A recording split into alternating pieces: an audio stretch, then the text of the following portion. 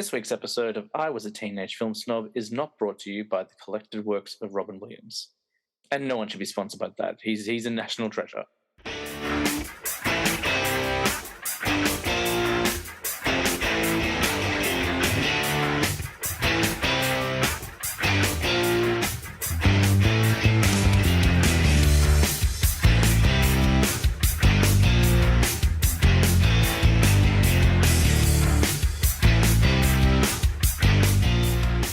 Welcome to I Was a Teenage Film Snob. I'm James Chalmers, your friendly neighborhood film snob. And guys, the 90s are almost over. Y2K is around the corner, but before that millennium virus gets to us, we do need to wrap up a couple more lists, and we're saving the best till last. Oh, well, technically the last is one more after that, but definitely one of the best till almost last. It's been a moment since they've been on, but every time they're on, it's a fantastic episode. They've got great lists, and always we have a lot of fun on the show. Please welcome back. It's Liz and David. Hey! Hey! We're back. I gave a teaser online this morning, not this morning, this afternoon. I put a little Instagram video. I'm like, I was like, I'm just going to commit to it. I'm just going to say, this is who's coming up next. And if they cancel, then they look bad, not me. So it is nice to have you back on the show, guys. Yeah, it is. It's great to be back. Yeah, thank you for having us again. It's been a minute. Like the last time Yeah. would have been pre-October. Ooh, Like- has it been that long? Really? I think so, because Yeah. we did Halloween, and you guys were involved with the Halloween stuff. And then we took a break over Christmas because we were gonna. That's what was going to happen. Yep. We were going to do a Christmas episode. I remember I messaged Liz. I'm like, "Hey, how would you like getting the kids on a Christmas episode? We'll all talk about Christmas." And then I was like, "That's not fair. It's Christmas. Like everyone's going to want to do their own thing." And I was like, I couldn't get shows together. So it would have been before October. Would be the Yeah. last time you were I'll on. tell you what, though, if we gave William a microphone, He would talk. He talk will and talk. talk and talk and talk He and will talk. talk. He's Yeah. good. He's very good. And he's very charming and he's very hilarious. So. Yeah.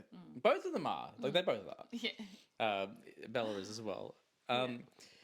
Yeah, we've been doing 90s. I don't know why it took so long to get you guys on. I think because we were thinking about recording during the school holidays, and then obviously school came back. And for those who don't know, David's a teacher. I think we've talked about it before. Well, you work with David as well, Liz. Yeah, Yeah. yeah. And I was like, I can't interrupt like the school term. Like it's so Interrupt crazy. away. please do so. Anything to just, quell the boredom of... I guess like because obviously Tina, my wife is a teacher as well. As if you guys don't know who she is. And like I see what it's like midterm. Sometimes I'm like, like if it's like, and you guys got 2 kids and stuff like that as well. I've got the one, and trying to schedule stuff is crazy. But anyway, I digress. I was just giving the listeners a bit of a background in case they're wondering where they've been. A bit of a preamble. That's all right. Yeah. That's it. Yeah. We've been looking forward to getting on. I know that we've had a few attempts at it, haven't we? So, Yeah. like, let's try for this date. Oh, no, that doesn't work. So, yeah, it's good to finally sit down and have a chat. Yeah, in fact, we were meant to do it about a week ago. Liz just had her birthday. Well, not your birthday. You had your party. Your birthday's coming up still. It's birthday month. Birthday Yeah. month. It's Summer of George, as we said Summer of before. Liz. The summer of Liz. And literally, like, the day before we went to record, I got really sick, and I was like, I'm not going to be responsible for ruining this party. Like, I'll let someone else do that. I want to be in the good books. Yeah, it's been quite a bit of a hectic time, isn't it? So we've gone back to work now and it's all back on board. So it's been wonderful having you come over and just have a nice, good Yeah. distraction. Yeah, well, we caught up. We caught up last weekend. Liz had a bit of a party, and we had a little bit of a chat. But I didn't want to give away too much. Yeah. No, I remember because I saw you the day Yeah. before as well. You're like, I've got so many things to talk to you about. I'll talk have. to you tomorrow. And then we were talking, and you're like, I can't tell you them because they're for the show. I was like, Yeah.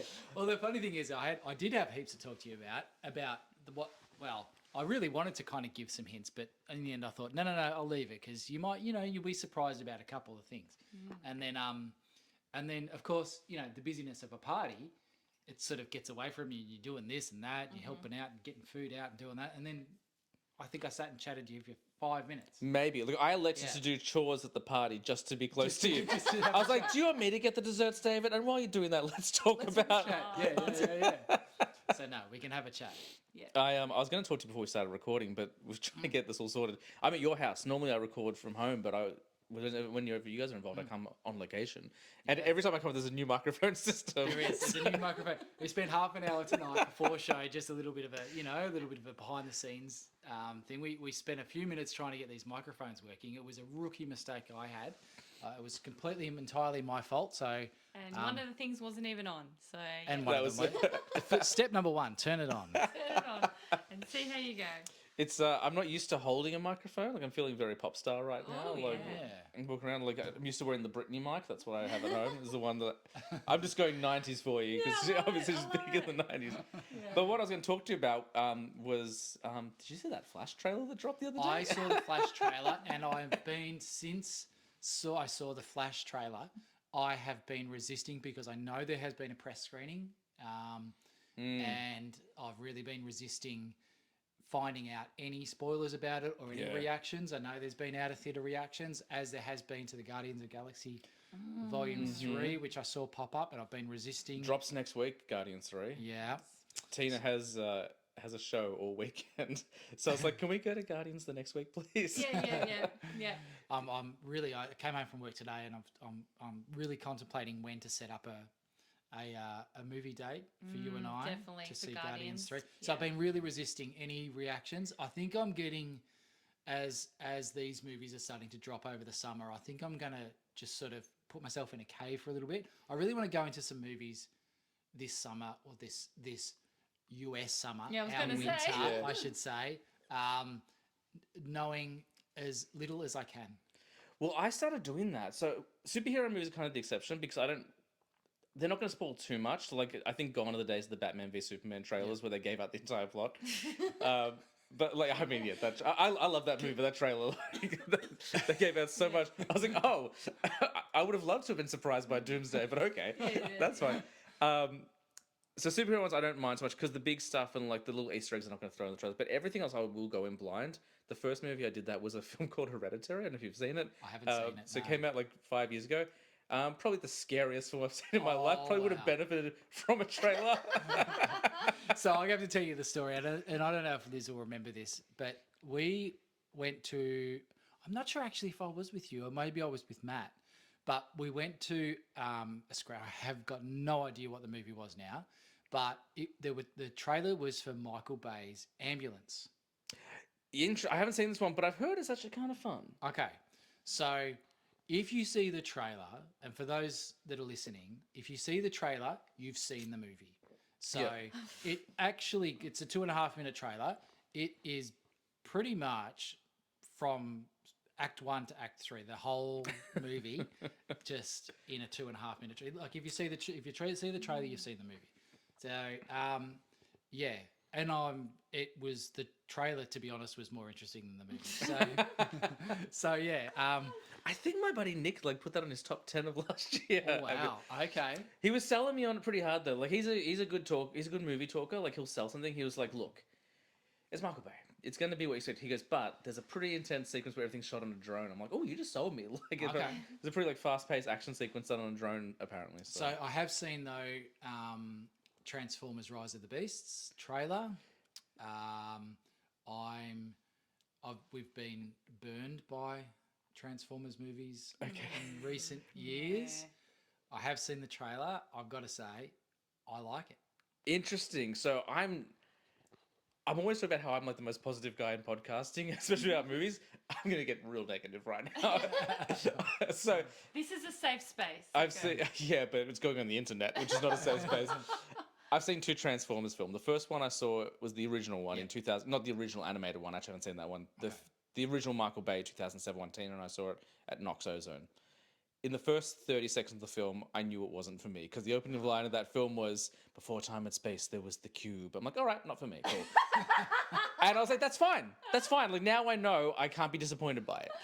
But after that, I was like, all right, I don't need to see any of these Transformers. They're just like, there's so much going on. And I know it's ironic being like a superhero guy, but I'm like, they're not for me. And that's fine. Bumblebee piqued my interest. Yes. Yeah. I was like, this looks like the Iron Giant. Yeah. Loved it. Yeah. Really, really enjoyed it. And Bumblebee, I watched at a time when all of this that we're doing now was becoming an idea. I got to a place in my life where I was like, I'm enjoying 25% of the films I'm watching. They can't be all bad. I think I've got a problem. So I started like trying movies that I wouldn't normally watch. The first one was Pixels, which I enjoyed. The second one was Instant Family, which I loved, cried the entire time. And the third one was Bumblebee. And I was like, oh, this is okay.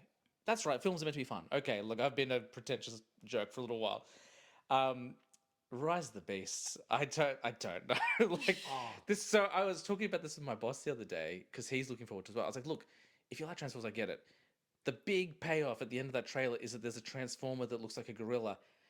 How is that more impressive than anything else they've done in the past 10 years? So they did a trailer, and I've got to say, in the last 24 hours, a new trailer has come out. Okay. It's vastly improves from the previous trailer.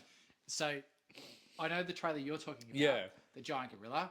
Yeah. And I think I said to Liz, and I'm not sure, I'm not sure. Do you remember seeing the trailer? I show you a lot of shit. So I'm not surprised if you don't. Yeah. Anyway. But the gorilla, I don't know the name, but the gorilla basically pounds through the forest, comes down this massive waterfall. The two characters are standing there on the side of the waterfall, and the gorilla just smashes into the waterfall, and water goes everywhere, and these two characters are standing there bone dry. I'm like, right, okay. It's obviously not ready. Yeah. I think, and I understand, again, I'm going to point out the irony, because I'm like, who cares about a gorilla? I'm sure the fan base is like, oh, that's Gorilla Man, whatever his name is. And I'm like, who cares? But then in that Guardians trailer, I was like, Adam Warlock. So it's the same thing. I know I've got a double standard there. Because I'm the guy who's like, oh, it's Flash's mum. No one cares about Nora Allen except for me, apparently, and that's fine. I had someone tell me the other day, they're like, who cares that Michael Keaton's back as Batman? I'm like, what do you mean, who cares? Yeah. That's huge. Yeah. To get another bite of the apple, we were talking about this a couple of weeks ago when Gabby was on. I was like, let's bring Clooney back. Let's bring that whole cast back. Let's do a sequel to that film. That would be so. Let's get grizzled, old man Conan version of Mr. Freeze. Let's get a really dark and gritty Riddler. I know he was in the movie before. Let's do Poison. Uma Thurman would crush Poison Ivy now. Let's do that. I mean, Chris O'Donnell looks as old as he did 20 years ago. So it's But I got a bone to pick with you. We listened to your episode with Gabby. Sure. Oh no! What do I say? Okay. I was okay with it. You were okay with it. You said that Batman and Robin is underrated. No, hang on. What were your words? Can you remember? I can't remember. Well, I'll allow me to provide some context. Okay. Batman and Robin, my first Batman movie. Okay. And I was the pitch perfect age for that film. I was 8 years old, 9 years old. Loved it. I hadn't even seen the animated series at that point. I'm like, this is amazing. Also, not gonna lie, I had a bit of a crush on Uma Thurman. Okay. Dug it. But I'll go back. So I go back and watch that, and there's nostalgia's a hell of a drug. So I am aware of the mess that film is. The CGI is rough. There's Dutch angles everywhere. I understand it's a cartoon, but if you watch it in the right context, and you're like, oh, this is kind of an extension of the Adam West Batman. There's fun to be had with it. Yes. Not a good film, but I think it's the easy one to pile on. Everyone will pile on that film because they don't have to see the film. Oh, look, that one sucks. I'm like, well, it's entertaining. It's entertaining. yeah. But if you're going in, if you've only seen the Nolan films and then you go and watch that, of course you're gonna hate it. Yeah. If you're born after that era and your first Batman was Christian Bale, none of that's gonna hold up for you. The Keaton stuff struggles to hold up now. I like it because I liked it as a kid, but it's not it's not the Nolan stuff or the Affleck stuff or the Pattons. It's It's not as dark, which is kind of good. And as a kid, that's the good way to sort of get into it. Oh, when that film came out, we were like, it's dark. Yeah, it's so dark. I thought it was dark too. I'm like, this is scary, Mum. Oh, Jack Nicholson's Joker, when he kills the guy with the joy buzzer and he's dancing around, I saw that as an 8-year-old boy, terrified. I'm like, this is... What horror film have they taken me to? He's dancing around a skeleton, he's laughing. And I loved... And I love Batman Returns is still my favorite of that sort of era, but Batman Forever was pretty good. Okay, Batman and Robin. Oh my god. So so that's what I think of Batman and Robin. It's I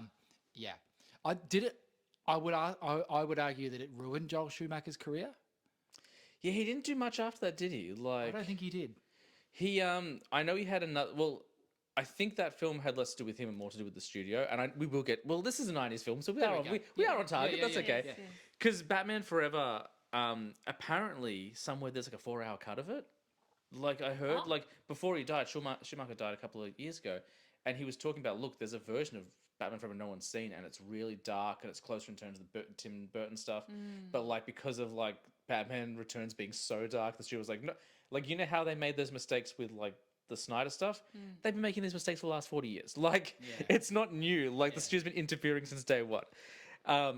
But he had a fifth movie planned, and like Nicholson was meant to return in flashbacks, and Harley Quinn was his daughter, and Scarecrow was in it. I was like, that sounds awesome. Like, yeah, like I can't, there's no excusing Hollywood. I don't know, but I can't think of what Schumacher did after that. No, he did work, but I can't think of anything. I think his reputation as a serious director was pretty well trashed after that. It's a shame that because it was just so campy. And you're right. Oh, he did Phone Booth. Phone Booth was quite a big hit. That was quite good. That was with Colin Farrell, right? Yeah. He did, and he did number 23, which I really liked, even though a lot of people didn't like. Jim Carrey. Jim Carrey, like a gritty, like detective. There you go. One. We were talking actually because you said. Oh, and 8mm. He did that after Batman and Robin. 8mm is great.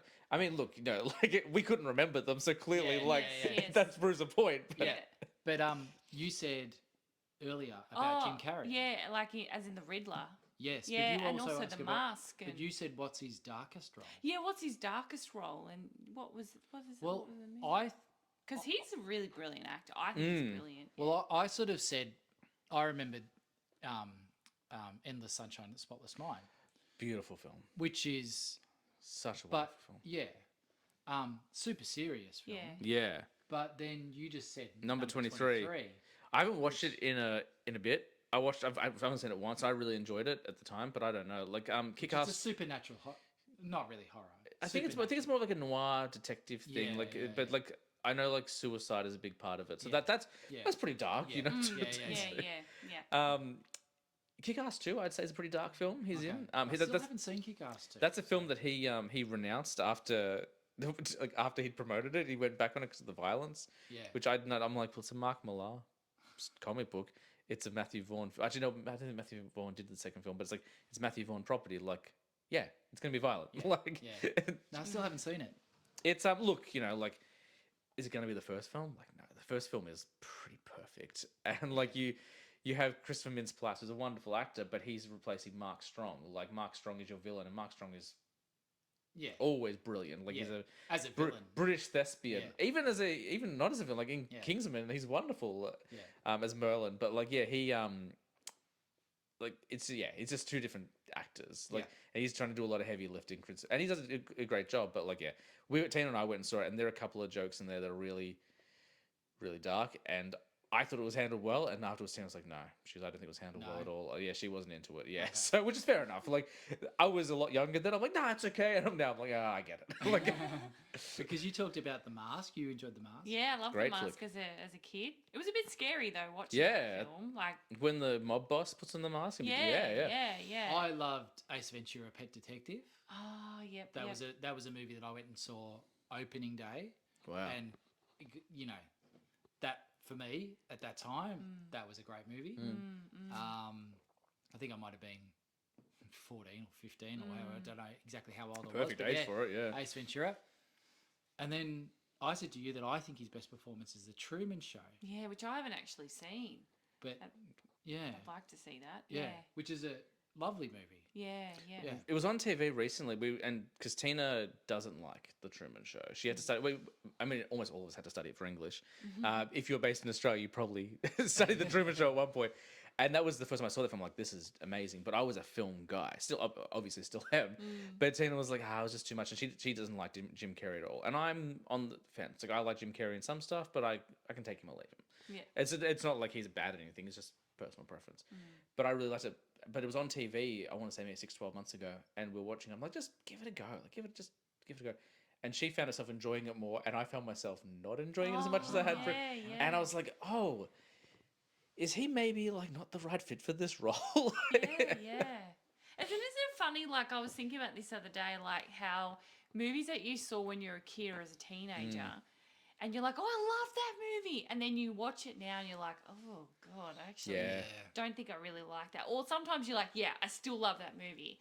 for this and this and this reason. But sometimes you're just like, oh, what was I thinking? Like, Well, I was talking to your mum actually last week at the party. We were talking about it because she made a Smokey and the Bandit reference, and I started laughing. And she goes, "You got it?" I'm like, "If anyone was going to get that reference, because no one else did." Yeah. And we're talking about. I think maybe your dad was there as well, David. So I think he picked up on it. Okay. yeah, And then she was going about like how you can't make movies like that anymore because of the way Yeah. yeah, work culture and stuff like that. Yeah. I was like, look, it's not a bad thing. I rewatched Animal House 2 years ago. I loved that film as a teenager, and that's a rough watch. Yeah. Like, it's a really rough watch, Animal House now. Yeah. Like, they make fun of some pretty serious stuff in there. It's so like, I think sometimes we do get too politically correct, but I don't think a dash of it hurts. Like, Yeah, to yeah. tightening up some of those loose screws. Like, if you watch any like teen sex comedy from before 2008, they're going to be problematic. Yes, Like, if you yes. watch American Pie now, you're like, oh, there's a lot of sex crime in this movie. yeah, totally. Like, yeah, like until like the Apatow film. So, Yeah. 40-Year-Old Virgin made the side of it, and that's when suddenly the guys are imbeciles. Like, and they're the ones who are getting made fun of. Because before, like, if you ever watch Road Trip, and we will talk about 90s films at some point, guys. Like, if you watch Road Trip, the plot of that film is a guy cheats on his girlfriend, accidentally shoots it on video, it gets mailed to her, and then he has to drive across country to stop it so he can keep his relationship intact. And he's the hero of the movie. Yeah. Like, So twisted. It's like it's so many movies. I was watching a couple of other movies, and going, gee, this would not go down well in 2023. Like, that is just yeah. really not out. Well, Liz and I used to watch Little Britain. Oh, I used to love Little Britain. And we yes. used to have Little Britain on, DVD, and Oh, we'd sit definitely. there, and that's only 15 years ago. Yeah. Probably. It's maybe a almost little it's bit almost more. 20. 20 years. Yeah. There is no way you could do anything like that Yeah. 20 years later. Well, So I had my friend Samantha on about 4 episodes ago, I want to say, and she was talking about. I think she was. I don't know if it was on the show or afterwards. We were talking about it, but she was talking about "Come Fly with Me," which is part of by those guys, Yeah. and Little Britain as well. And like, there's like blackface in it, and Yeah. that's only Yeah. like 10 years ago. Like Yeah. that's just like. There's so much stuff in there. I'm like, Oh, how did yeah. they get away with it? Like, Yeah, and yeah. also like, it's the same joke every episode. Like, you're Yeah. the same 6 sketches, and the punchline is the same. Like. yeah. Not criticizing if you can do it well and you can make a bunch of money off it, make people laugh. And they sure did. Go for, yeah, exactly. They sure did, and they did it the right time. Yes, you know, they like did if the they right had been time. any later, Yeah. they would have missed the boat. So. I mean, like Chris Tilly. Is it Chris Tilly who did? Yeah, Yeah. yeah. Like some of the stuff you go, oh my god. Jonah. I actually found it a little bit. Even at the time when it came out, I did find it quite cringy. Like I just was like, that makes me feel so uncomfortable. But I mean, that's I suppose in a sense the comedic genius in him. But I'm like, oh god, that's so politically incorrect. It's just it just grates on me. But yeah. I think the worst one for me was Angry Boys. I haven't watched Lunatics or whatever it's called. I can't remember what it's called, like Lunatics or Maniacs or something. I can't remember what it's called. I've seen like I think I've seen like a couple of clips because Tina was watching it. But Angry Boys, he played an Asian mother, and this was like in 2015. I was like, like did we need to do that? Like, Yeah. like, It's really it's not long ago. but I've lost track of the rules as well now because. Like less than 10 years ago, they were remaking Intouchables. I don't know if you've seen the Intouchables. It's a French film, No. and basically it's about like I'm trying to find the word. Basically, there's a man in a wheelchair, and he has a carer who's not from France. He's an immigrant, and and the guy in the wheelchair is kind of racist and is a little bit. Well, they want to remake that for American audiences, and they end up doing it, but they cast Bryan Cranston in the role of the man in the wheelchair, and there was all this outrage because he wasn't physically disabled. And I was like, but isn't it called acting? Like, Yes. isn't that like Yeah. can't he act? And like, there was a whole film that like Scarlett Johansson was involved in. She was going to play a trans woman, and then like there was outrage there. Mind you, the outrage is never coming from people from those communities. It's coming from straight white people who have nothing better to do than complain. Yeah, of course. Yeah. But then I was like, well, okay, if she can't play a trans woman, he can't play a person in a wheelchair. Can Ewan McGregor do a French accent in Beauty and the Beast? Yeah. Because he did it, Yeah. and he's not French. So like where's the line? where's- He's actually where's the Scottish. So should he be boundary? doing a British? Like, you know what I mean, Yeah. I don't. I like. I don't believe that stuff, by the way. That's not my Yes, true opinion. yeah. I'm just like, tell me the rules so I can follow them. Because Yeah. right now the rules are all over the place. Yeah, definitely. And you're 100% right. It is what's called acting. So, and it should be just how well that person plays that part, really, isn't it? Yeah. Yeah. But it's funny, like you talk about going back and watching films that you love, and like a film that I adore is a movie called A Mighty Wind. I don't know if you've seen it. 2003, Christopher Guest. So he did Best in Show. He was involved in This Is Spinal Tap. He does a lot of those improv mockumentaries. So this is just to remember, is this a movie about an orchestra or something like that? Is that It's a music. So yeah, it's a music. It's basically. yeah. It's basically. I think I have seen it. It's basically This Is Spinal Tap, but instead Okay. of rock bands, it's folk music. Okay. Oh, It's awesome. really, really wonderful, really fun. But at the end, they do like a 1 year later thing, and one of the punchlines is that Harry Shearer, voice artist on The Simpsons, he plays like a guy with a real bassy voice. One of the jokes is in the last year he became trans, and that's the joke. Like, because he's got a deep voice, it's funny that he's just a woman. And so now I'm Okay. like, oh, I really love this film, but I don't really like this last 2 minutes, like this cheap laugh, like, and like that's a film that I watch, like I will watch on an annual basis, and it makes me cry, like it's so like funny but also beautiful. But I think it's that last 2 minutes, I'm like, we could have, we could have done something different there. Yeah. We should talk about the 90s. But I love this. This is the side of a good show. If we can go on a tangent before we get started, this is Love it. excellent. Love it. So I've been asking everyone, and I think you'll have a bit more perspective than some of my other guests. What do the 90s mean to you? Like, what's your memory of the 90s? So the 90s to me, was like my sweet spot. So, so it started with The Simpsons. Yep. And I still remember the very first where I was. It's a where was I moment. I remember where I was when I first saw The Simpsons. Nice. I remember the house. I remember the where I was standing. I remember so that was really vivid because at the time when The Simpsons came out, there was nothing else like it, and it was like sit on the couch, everybody together, watch the TV kind of moment, and it was publicized like you wouldn't believe. Like every ad break on TV, The Simpsons was like 2 to 3. It was. Like Yeah, it was very like popular. it was pushed so heavily. Yeah. So that was the 90s for me. The 90s for me was I won't say one of them Yeah. because it's coming up, but the 90s. Well, I was gonna say, like, I was but there's a return of a major franchise towards the end of the decade. A pretty big comeback. Correct. Yeah. So there was. So I'll say there was the return of Star Wars, the Star Wars saga. It was professional wrestling for me. It was. Oh, I don't know if I knew that. I know that about you. There you 90s, go. yeah. It was Teenage Mutant Ninja Turtles. Oh my gosh, yes. Best theme song of any show ever. Yeah. It Except was, maybe DuckTales.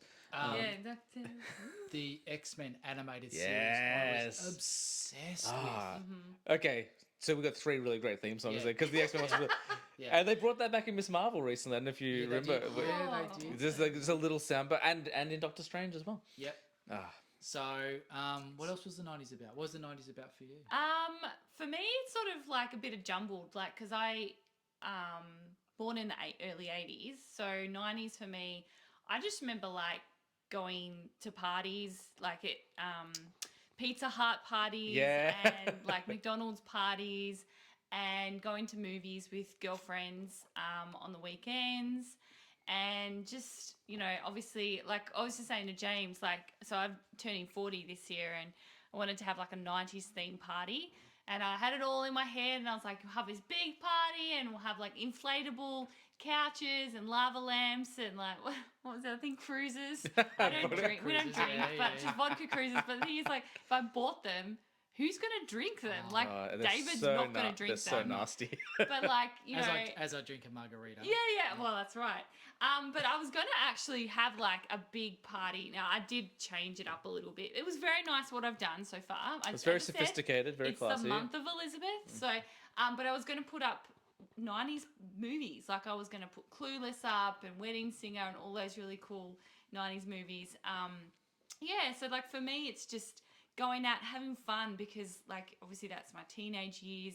And I'd say probably from sort of 95 to 99, 1999 is definitely the part that I remember more of the movies and, you know, just hanging out with friends and, you know, doing all those sorts of bits and bobs. It was fun, Yeah. And the 90s for me, you know, more than movies, it was actually it was the time where I was able to independently go out and see a movie on my own. Yeah. I was old enough to do that. You know, we lived close enough to a cinema that my brother and I, and for listeners, I've got a twin brother, and so that really helped from the point of view that we always saw movies together. Yeah, definitely. So we would go to the cinema together. It didn't matter what the movie was. We would see absolute trash. And, No such thing. No such thing. no, and it was, you know, this was at the time in the cinema where there was no like ticketed seating. Yeah, no. And it was cheap. Remember that? I completely forgot about that. Well. Yeah. And did you still have? I don't know if. I mean, it must have been every cinema, but my local cinema, my local village, like you would go and get your tickets, and then there's like a candy bar, and you'd have like the weighted cups, so you'd fill up your cup with candy, and then like you have to measure it. I don't know if it was you guys had that. And you could put butter on your popcorn. Yeah. Like that was amazing. Like I remember having buttered popcorn and stuff.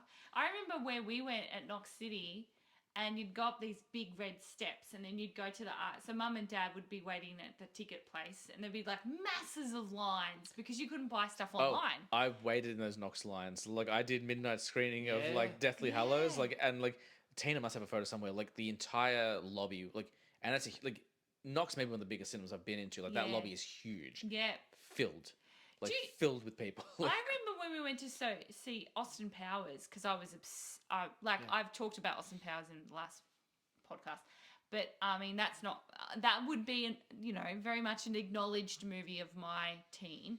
But I remember waiting at the bottom of the steps of Knox City. This was when it was old, like old school, and there was such a line just to book to see Austin Powers. Well, that was like to me, like that's probably the last era of the blockbuster. Yeah. Like, because that's, like for those, I mean, if you listen to the show, you know the term. But if you don't know the term, like the whole idea of the blockbuster was the film was so popular, like you get lines around the block. Like Jaws was the first one. But like you're right with the instance of ticketed seating with online purchasing, like we don't have that anymore. No. Like no one's waiting in line. Like when I go to first of all, like in a post-COVID world, I go to the movies, I go to the cinema myself. Like, do you know what I mean? Like that's what's happening. But you don't have that anymore. So I don't miss it. I don't miss waiting in line. But also I do have that sense of nostalgia. Like, oh, I do remember like having to like. We had to earn our right to be. Like, I hope there's still tickets. Like, I remember when I went to see a movie one night and like it didn't happen for but like and tickets were sold out. Like, you're kidding. Yeah, I guess I'll go see Sack Lunch then. Little Seinfeld reference for you. Yeah, love it. So I remember going into so I used to live near Waverley Gardens Shopping Centre, which is in Mulgrave. Yep, and it was a village cinema, and what they would do is they would obviously release movies on a Thursday, traditionally Thursday, and then every Thursday what they would do is they would print the timetable of the movies. And they would have little brochures at the ticket booth. They would. And you would go and grab one, and that would tell you the session times for the following week. Yeah. And then you could see what was coming up the week after as well. So anyway, we would go and buy tickets a week in advance, buy our tickets, because if you didn't buy your ticket a week in advance, it would just sell out. Yeah. And you would have to wait. So, and there was, I remember for the Phantom Menace, Star Wars, the Phantom Menace, we had to line up outside the queue just to get a ticket for the next week was out the shopping centre. Like it was a blockbuster just to get a ticket for the next week's show. It was enormous. So for our Gen Z listeners, this is a what ticket? we had to sacrifice. The time we'd have to be like 2 hours before the movie in order to get into the movie theatre. But I also remember like while the parents were grabbing the tickets, like when we were quite young, we'd just go off to the arcade and just play the games there, or we'd go to Billy Bob's, which was... Oh, you were allowed to go to the arcade? We were allowed to look at the arcade. Sorry, you're 100%.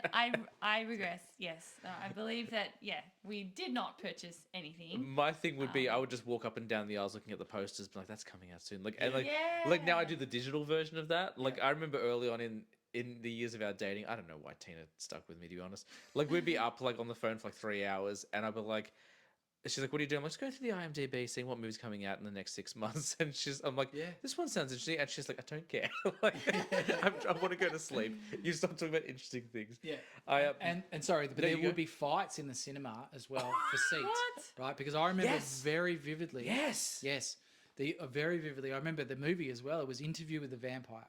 Tom Cruise, Yeah. Oh. Brad Pitt, Kirsten I'm missing Dunst. Kirsten Dunst. Very young Kirsten Dunst. Yeah. There was a fight in the cinema because somebody was sitting in somebody else's reserved seat, and it was, it was put the jacket on the seat, and that's a reserved seat. And this guy was adamant, no, that's not a reserved seat. If no one's sitting there, I'm sitting there. So there was a blue in the cinema. So I remember that. Yeah. So, yeah, really vivid memories of going to the movies in the 90s. My thing would be I would get the Sunday paper. Like, well, I mean, I wouldn't, but my dad or my mum would buy the Sunday paper, and that's how I get my movie times. I'm Yeah. like, and like if you got That's like right. if you got like the Herald Sun, sometimes it'd be printed in color, and you could see the Yes. movie posters. Like, Yeah. this is so cool. Yeah. I remember like the first time, not the first time I checked, but the first time I remember vividly, I was sitting. My mum was working at a golf course near Tullamarine Airport, and I remember the because I always get the Sunday paper. I'm looking, and there's a movie. I'm like, that sounds stupid. What a terrible rhyming name. What's Kill Bill? Fast forward to like maybe like it's my favorite film of all time. Yeah. Like, what a Yeah. dumb name. Like, Brilliant. One of the best films. I was like, it must be a comedy. I'm like, yeah, like it's comedic. Yeah. Oh, that's so funny. Like everything you're saying applies to me, but like 10 years later. Yeah. Like all the Yeah. things that you were doing in the late 90s, I was doing in the mid to late 2000s. Not 10 Yeah, years, like yeah. 6 years later. Yeah. But I do remember, like for me, the 90s was the video store. Like we were just Yeah. pouring through the aisles, like looking. We weren't going to we wouldn't be going to the movies too much in the 90s. I don't think it was more. Let's get a couple of $3 rentals as opposed to. Yeah. And like, the tickets at the cinema weren't even that bad back then. I think it was like $8 for a movie ticket. Like. There was a time where it was really expensive, like, and I know they got tight ass Tuesdays, but like they were really expensive movie tickets. Well, it seemed really expensive At the time. at the time, but not in so much in the 90s, but sort of the 2000s. I don't know why, but I mean, we were young, free, and we didn't have commitments, so really, like, Oh, but you're talking to about be like that again. the movie rentals. Like a $2 overnight rental was expensive. Oh, well, when I was working in the video store, it was $5 for an overnighter. Oh, Like, I'm not saying that killed the video industry. Yeah. It didn't help. Like, I went on a huge rant a couple of episodes ago about my feelings on Netflix. Like, that definitely killed the video rental industry. But also, like, charging $5, like, yeah. almost like a quarter of the price it cost to buy that videotape. Like, Yeah. For Yeah. what? Imagine all the snacks you could buy with that too. Like I remember we would often like I'd finish work and David would finish work and it'd be like Friday night and I'd come over to your place and then we'd go down to Blockbuster and help, I'd be like, because at the time I think I watched movies, but I realized you were David, you were more into movies than me. And then so you'd like, oh, let's watch this. I'm like, cool. And then I think that was the first time, like you introduced me to Star Wars and all of that. I hadn't watched Star Wars prior to that. So, and now I just love it. Which is a funny mirroring because Tina introduced me to Star Wars. Like I had seen Attack of the Clones. That was my first Star Wars film. So just like the beef you have about Batman and Robin, like I've got quite a soft spot for Attack of the Clones, even though it's apparently universally maligned. I don't mind that one.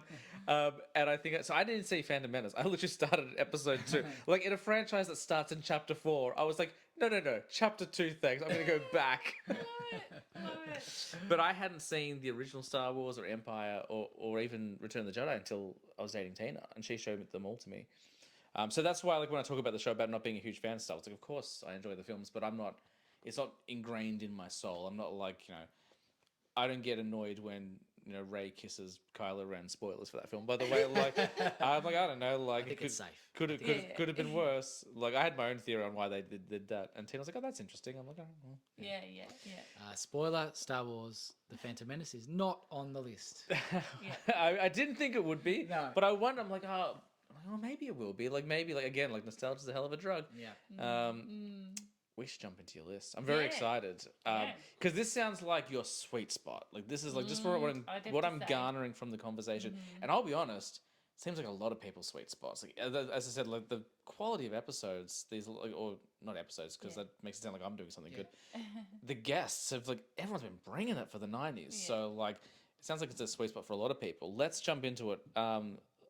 Liz, what's number 5? All right.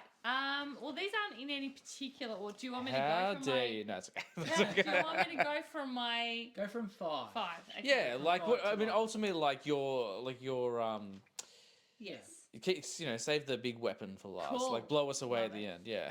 I better have the right weapon. Hang on. Let me just have a Have you got? Can I ask? Have you got some honourable mentions?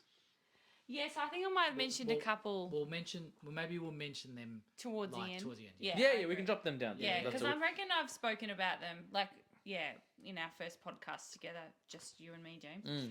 So I put Shakespeare in Love as one of my faves. Fantastic. So it's obviously a light-hearted comedy. It's about like William Shakespeare and he's trying to create a play about Romeo and Juliet. I think he called it Romeo and Ethel. That's right. the pirates. In the pirates something or other. Yeah. So that was really funny. But I just love this film. Is it I think- Joseph Fiennes? Is that? Yes. Yeah, So, Joseph so I Fiennes. haven't seen Shakespeare in Love. Oh, Yeah. yeah. Because when it came out, I was like, okay, cool. Yeah, He's in love. Is he typical great? kind of rom-comedy, kind of drama type thing. And I mean, back in the 90s, it was all about, like, as a girl, like 16, 17-year-old girls, like, oh, this is such a good film, you know? And it's with Gwyneth Paltrow, who I don't mind her as an actress. Her goop stuff's a little bit weird, you know, and she's obviously got a lot of money, but I think she's actually been a really good actress, although I haven't seen Sliding Doors, so I'll have to get into that. But it's a really good film. It's about, Shakespeare having a writer's block, but then he meets the very, I was going to say expensive, but the it's kind of like royalty or aristocrat Viola, so that's Gwyneth Paltrow. And it's just a really great, light-hearted film. It's got some great actors in it, like Jeffrey Rush is in it. There's so many cameo actors, isn't there? Yeah. It's like got Ben Affleck. That is early Affleck. Like that is like. It is very early Affleck. Like, And has he done Good Will Hunting at this point? Like he probably must. around the same time because I looked at him and I was like, and you can kind of tell by the jawline, and but I'm like, and that goes into another film that I. have got 90s Affleck is underrated Affleck. Like Yeah. people always think about like 2000s on, but no, I'm a big fan of 90s Affleck. He doesn't disappoint in this film. Like he's actually quite hilarious. Yeah.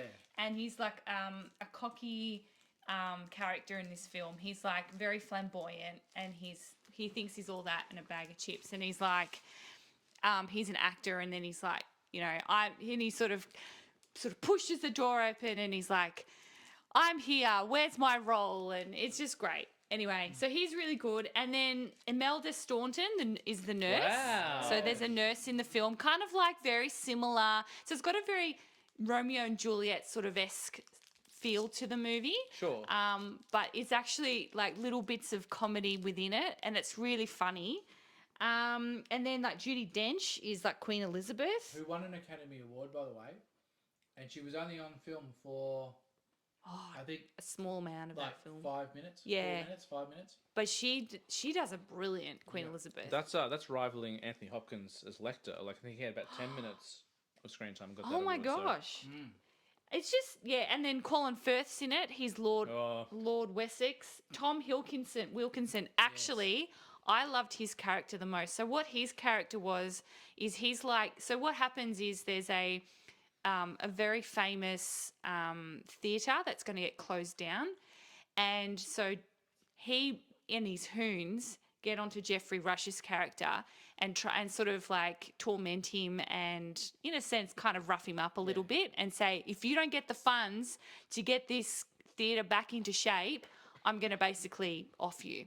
Oh wow. So, but he ends pretty up. high It stakes is. for So, this so then. lighthearted rom-com. Yeah. So then Jeffrey Rush is like goes up to Joseph Fiennes' character, who's William Shakespeare, and says to him, William, have you got a script for me? And he was having a writer's block at the time, and he's like, yeah, I'm getting onto it. Anyway, so then long story short, they find the characters, but of course it's very much a reflection of the Elizabethan times where women couldn't perform on stage. It's all men. So Gwyneth Paltrow loved performing, but of course it was all under wraps, and she was supposed to marry this Lord Wessex, who's a complete tool, Colin Firth, and I mean, you're selling me on Firth. Like he's the movie ticket for me. Like if Firth's in, I'm in. Let's go. He's so good, and he's so good at doing like a stern character. It's like he's got blackened eyes and he looks into your soul, you know. So yeah, and then eventually she goes and performs on stage dressed as a man so that she can perform on stage, and everyone's taken away by how wonderful she is as Romeo. She's Romeo, isn't she? Yeah. Anyway, and then in the end, everyone finds out she's a woman, and even the Tom Wilkinson's character, he's all blown away. Like everyone's just sitting there watching, mesmerized by how brilliant the acting is. And it all has a happy ending in the end. So I know it's a spoiler, but anyway, it's all happy ending. Like a 30-year-old she film. doesn't marry the Lord Wessex dude. She ends up being with William Shakespeare, and then I wonder if it's actually a true story. I mean, it'd be curious. Like it's really well written, really well executed, very believable. So yeah, I would say that's one of my joyous films. It's just lighthearted. Easy to watch. I mean, even if you don't understand the language of William Shakespeare, it's really easy it done to watch. entirely in the language? Yeah, pretty close to, I would say. Like, I mean, that's pretty impressive. Like, that's a detail they didn't need to add. But I'm like, okay. Like just another flair. I'm like, oh, you're selling me on this film. Like, I like this. Yeah, it's very, I would say Elizabethan, very, like it sits in with the time. You know, sometimes you watch some films and you look at the hairstyles and you go, that's still so 80s. Like it's supposed to be a 17 BC or whatever film, and it's still got the 80s perm in it. Like I would say that it is a romanticised version of course, Elizabethan London, definitely. But not Elizabethan, it's Victorian. Isn't Victorian, it? sorry, Elizabethan. Yeah, Or is Queen it Elizabeth. Anyway, I don't know. Remember. Is it Queen Victoria? No, it's Queen Elizabeth. It is Elizabeth. I think so. Yeah, you're right. Anyway, and Elizabethan is William Shakespeare time. Yes. But no, I thought it was really just a sweet movie. So if you ever, think about picking it up, James, it's a nice little movie to watch. Yeah. I mean, look, there hasn't been a film that's been brought up on the show that I haven't been sold on. So all I want to do, I don't know if you guys got my vibe. I just want to watch movies for the rest of my life. So I'll get to Shakespeare in Love. But you've definitely sold it in a way that the marketing department failed on, 30 years ago. So to be fair, it wasn't the audience back then. Now I'm more with the audience. Yes, that's right. Yeah. That's a cracking start, and it's something no one's mentioned yet, which is always good. So, what do we got, David? Number 5. This might come as a shock. I think this Shakespeare in Love as well. Shakespeare. No, this one. I thought you were serious. For a second. I have a lot of a lot of films on my list. I was saying this is a sweet spot for me, and it was really hard. And I've got a lot of honourable mentions. I'm going to mention them later on. Okay, but this one may not necessarily be in most people's top 5, but I'm going to mention it because to me it's a standout, and it's The Castle. Yes, absolutely. So this was released in 1997. It was directed by Rob Sitch. Brilliant. And it stars Michael Keaton and Stephen Curry and Banner. Eric Bana's in it, and arguably still the greatest Australian film. I would think so. Hey. And it made me think when I put this on the list. I'm like, is this the greatest Australian film ever made? I think that Mad Max Fury Road, which I classify as an Australian film. I was going to say, does it count? Like, that's like maybe I don't know. Everything James Wan, Aquaman is the greatest Australian film ever made because James Wan's Australian. Yeah, I don't know. I think though for Fury me, Road's a pretty strong argument. It's like yeah. But let's go with The Castle as being the greatest Australian film ever made because this one is just about family. That's a movie about family. It's about the Kerrigans. They are being forcibly removed from their home. Their home is being compulsorily acquired by the government to extend the Tullamarine Airport. And so they don't have a choice. The government's coming in. They need the land. they're going to take it, and their castle is going to be taken away from them. And so Daryl Kerrigan fronts up Yeah. and says, I'm not having it. And he goes about seeking his, justice and his and to keep his family home.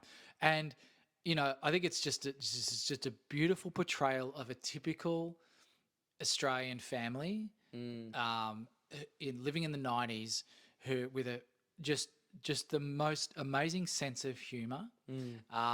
And I think it's it probably doesn't hold a lot of appeal to non-Australians, but I think for an Australian audience, it's a beautiful film.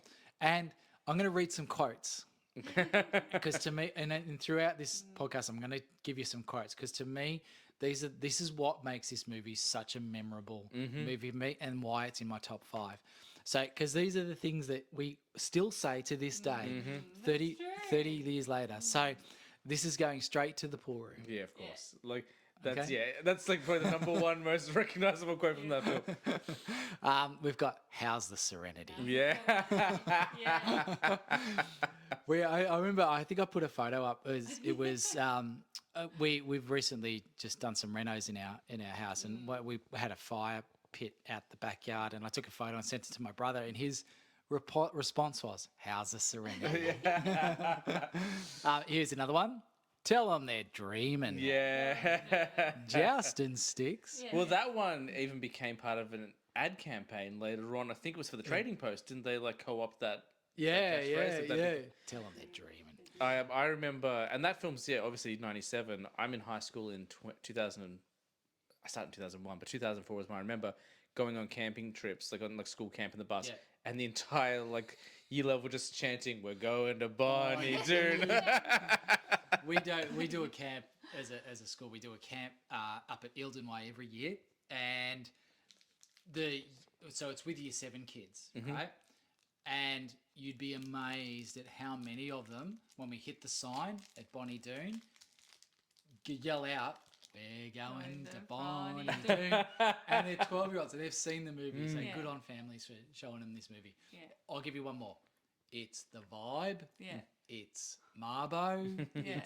So Yeah. there's just so Good many ones. awesome quotes Yeah. in this movie, and that's why it's in my top 5. Yeah. Is this one also? What do you call that? Love? Is that the one? Icing sugar. Yeah, Put that icing on top. sugar. Now, why would you go anywhere else when you get this at home? Well, my favourite is the wog guy. Why is it with the wogs in cash? They always want to pay with cash. It's just so, this movie is so quintessentially Australian. Yeah. And it's not just about Aussie white Anglos. It's also, it was all different types of people, and it pulls at your heartstrings because you're like, yeah, your castle is your home, and it doesn't matter what it looks like. It means something like that to Daryl and his family, and it is about family as well. The movie's all about family and. Well, I mean, it's been a minute since I've watched it, but there's the brother in prison. Is there there's that's all that right. stuff? Yeah. There's the antennas on the roof. Yeah. That's got to add some And value. I love it how it's got some value. Yeah. Oh, it's just so. That's a great. When I saw that on your list, I was like, that's a great one. Yeah. Here's another one. What do you know about lead? Oh my gosh, yeah. It's just brilliant. a brilliant movie. So there you go. That's my number 5, That's The great. Castle. That might be the first Australian film on the show. Yeah. I'm thinking about it. I don't think I brought an Australian film up before. I would have been close with The Loved Ones, but that might be about it. So. Yeah.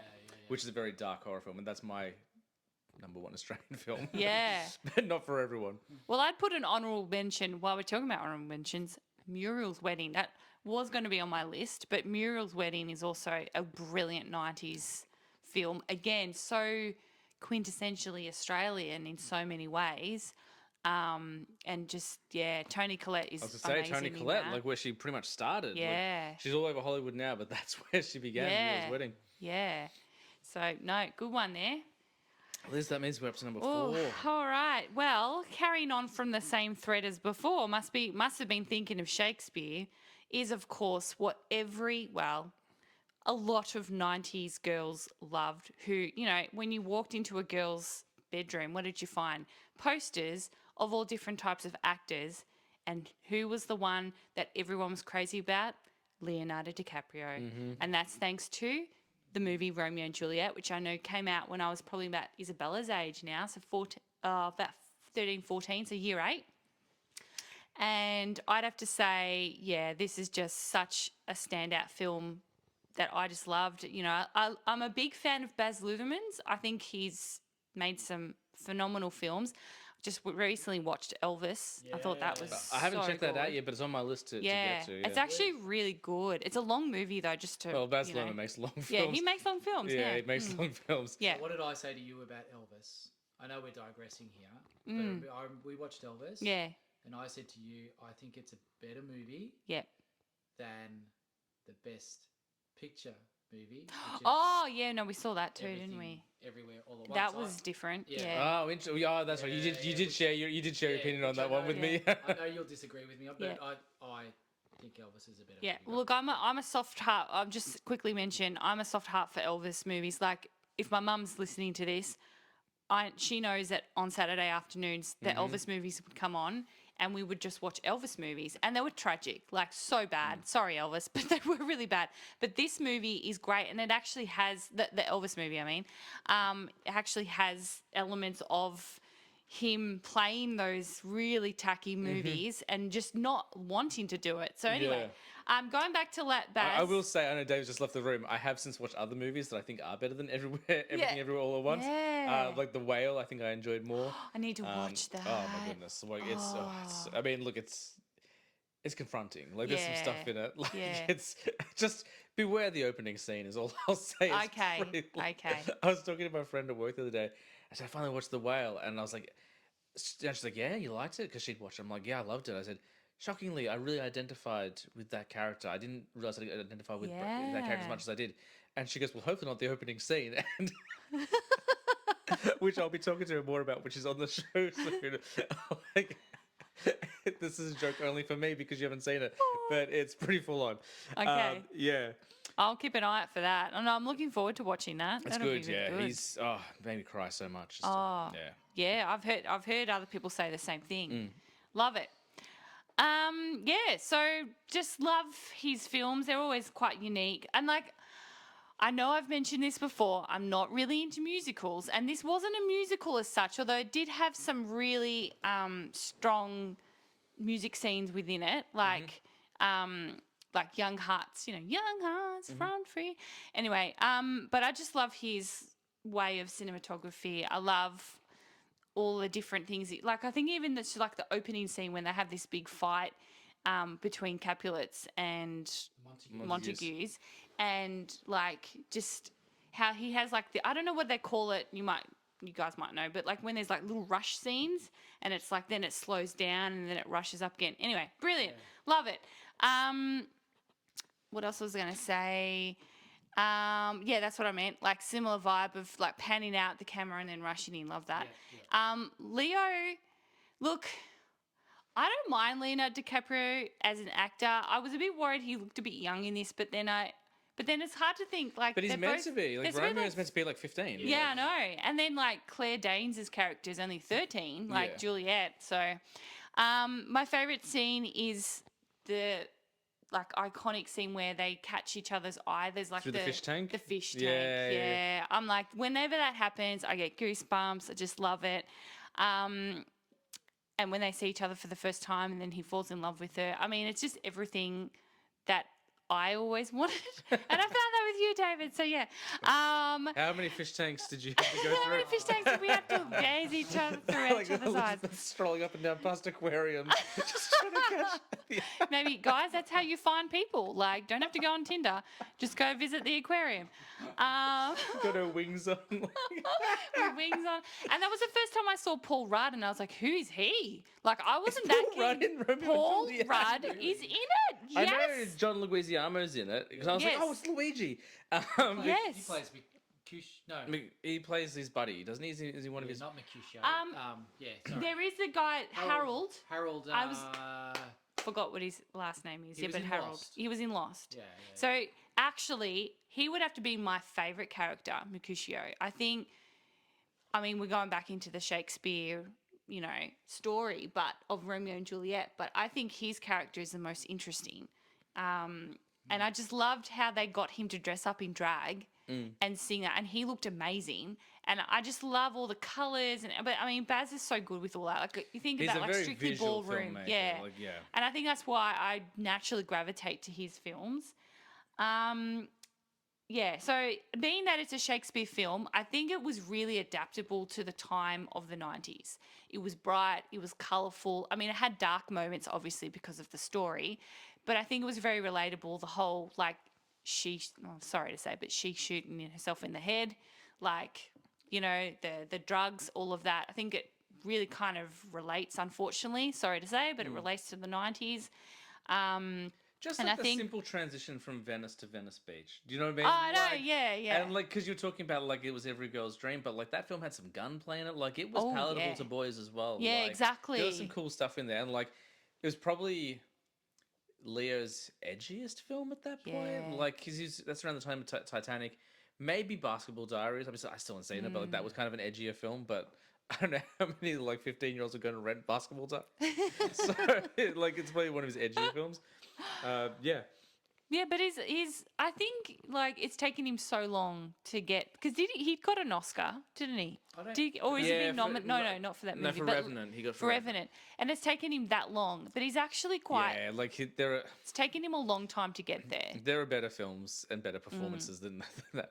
Yeah. I'm being really negative tonight. Oh, he's on fire. like Wolf of Wall Street, I think he's fantastic in. I think Yeah. Catch Me If You Can, he's brilliant Yeah, in. he's Shutter so Island. good in that one. Yeah. There's so many other. I think Revenant almost felt like we stuffed up, guys. It took us too long. Just give him one. We made a mistake. Just Oh yeah, that's true. So this is one of those quintessential 90s films It's a that very a lot of 90s film. teenagers love to watch, and I remember the massive hype that was around it. And I actually didn't see it until a bit later on. So it wasn't actually in the 90s, probably early 2000s I saw it, and I thought, wow, why didn't I see this before? And I'm going to admit, I actually haven't seen Titanic. Wow, interesting. Because I was going to Maybe say, I if you're need to put picking that a on my Leo list. film from the 90s, I think everyone's picking Titanic. Yeah. That's a movie I watched when I was in grade 4. I was I Yeah. want to watch Titanic. And it came with 2 VHS tapes, bound together. I love it. With Legit spit VHS. and glue because it's so heavy and Yeah. a monolith of a film. Oh, wonderful. Titanic's brilliant. I haven't watched Yeah. it in a while. It's been a long while since I've seen Titanic, but it's fantastic. Yeah. I'm saying that because I've got a reputation as not liking James Cameron. I do like Titanic. So Yes. I need to clear that up. I just need to make sure I go on a cruise before I watch Titanic so that I don't freak out about going on a boat. I mean, look, not too many icebergs around us, so we're probably okay. Yeah, not too many icebergs around Fiji. Yeah. Yeah. Oh, Fiji, yeah, that's where I'd like pretty to be, warm actually. climate, so- Yeah. So, yeah, that's my take on Romeo and Juliet. That's a solid flick. Excellent, David. Well, I've spoken about this movie a number of times already. I think, not a number of times. I've been on your podcast once. What am I talking about? Twice. Twice. You did your top 5 of all time? Correct. And then you did your 80s film. So this I film did. couldn't have come up in the 80s one. That's right, yeah. But your episode was the reason we now do decades, because you're I can't think of 5. I'm just going to do one from each decade. I'm like, oh, that's an idea to keep the show, give the show some longevity. There we go. Stole that idea. And I had a couple of criteria in writing this list, actually. I was like, okay, well, what are the... Number one, do I consider to be the best movies? And again, it's all subjective, but what do course. I consider to be the best movies? But then number two, what are my favourite movies? I don't think The Castle would be considered the best of the, in the top 5 of the best movies. But to me, it means a lot. This movie means even more, and it's Jurassic Park. Yes, And we we've have talked about Jurassic. Yeah, absolutely. So this is a movie that, again, I mentioned earlier about going to the cinema and having to queue up around the block to get tickets. This was a movie that I saw, and keep in mind that I was, I think, 14 at the time, or maybe 15 at the time this movie was released. I went to see it as an evening show, so like a 7 o'clock or an 8 o'clock, came home. I remember, again, one of those I remember when moments. My parents were in the house. They had guests over. We walked into the door. They said, "How was the movie?" We're like, "Oh my god, there's actual dinosaurs!" And so we were like just blown away by how visually stunning this movie was, because this was a game changer for cinema. Oh yeah, absolutely.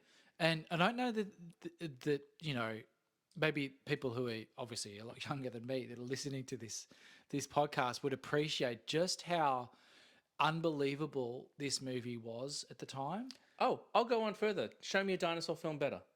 I'll wait. Show me a dinosaur film since Jurassic Park that is better. Yeah. Like just go wild. Like there's Yeah. nothing. Like even like the sequels. Like Close to it. yeah, like Jurassic World. I think comes close. I like that first Jurassic World film quite a bit. I hate Jurassic Park, and it's the CGI. Like the fact they use puppets and they use tangible objects to like bring it to life. Like it's But I think what makes the movie and what makes it much better than the sequels to Jurassic Park was just the way Spielberg crafts a scene. The way he does suspense is unbelievable. Like this is really Jaws with dinosaurs. yeah. Yeah. He's the less he shows, the better it is, because the first encounter you really get with dinosaurs in the movie is the T-Rex. Really, like, and so what you see is you don't see much in that very first scene. What you see is the goat. So the goat is there; it's in the paddock, and they all talking about, oh, how what a shame. How's this? The dinosaurs are going to eat the goat. Yeah. Next thing the power goes out, the goat is gone, and then it just goes to shit. Yeah. And so, and you just see the first glimpse you see of a dinosaur is of the T-Rex's foot, and it just it's the imprint in the mud, and then he doesn't show you much. He just shows you a glimpse. He shows you the eyeball, and then the first time you see the full, T-Rex, it's just terrifying. Like it is, and of course, I mean, when I say it's not the first time you see the dinosaurs. The first glimpse of the dinosaurs is the big brachiosaurs and the, So good. yeah, So and it good. Holds up. It holds up. It does.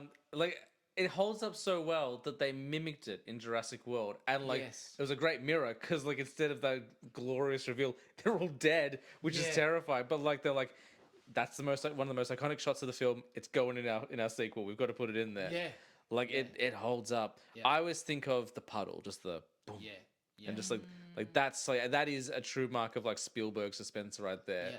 Like that's the barrel being dragged under in Jaws. Like, that's is. just boom. yeah. Yeah. So, obviously, groundbreaking visuals, intense atmosphere Yeah. throughout the whole movie.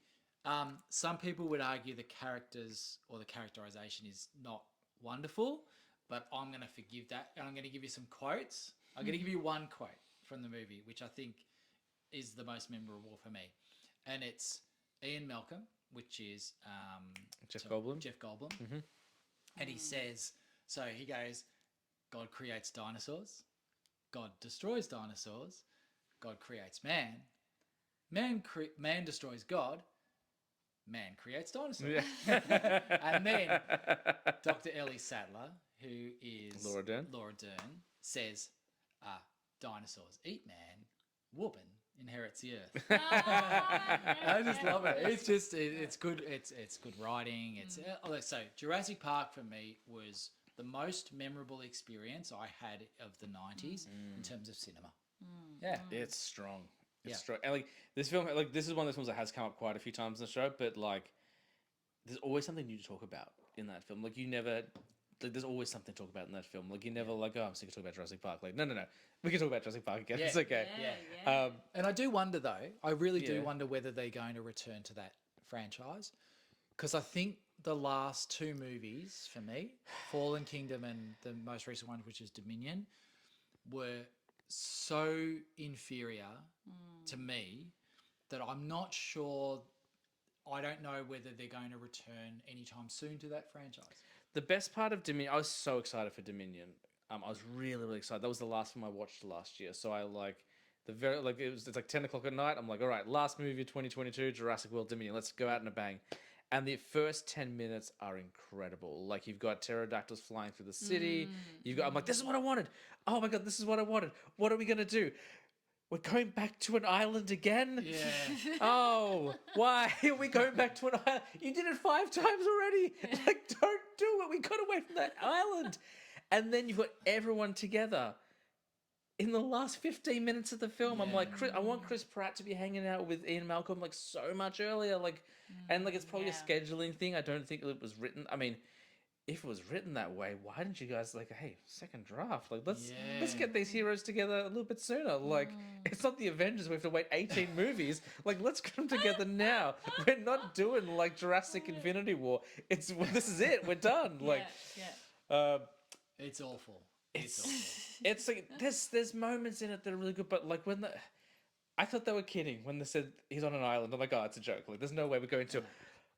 He's literally on an island. Yeah. He's on another. Like, they've destroyed islands in the past. Like, why are they? Anyway, I don't know how they're going to reinvent it. They have to reinvent it. Even though the quality has dropped, it still makes money. I've said it before. This is what you need to do. Jump forward 50 years. Jurassic Park, Fury Road.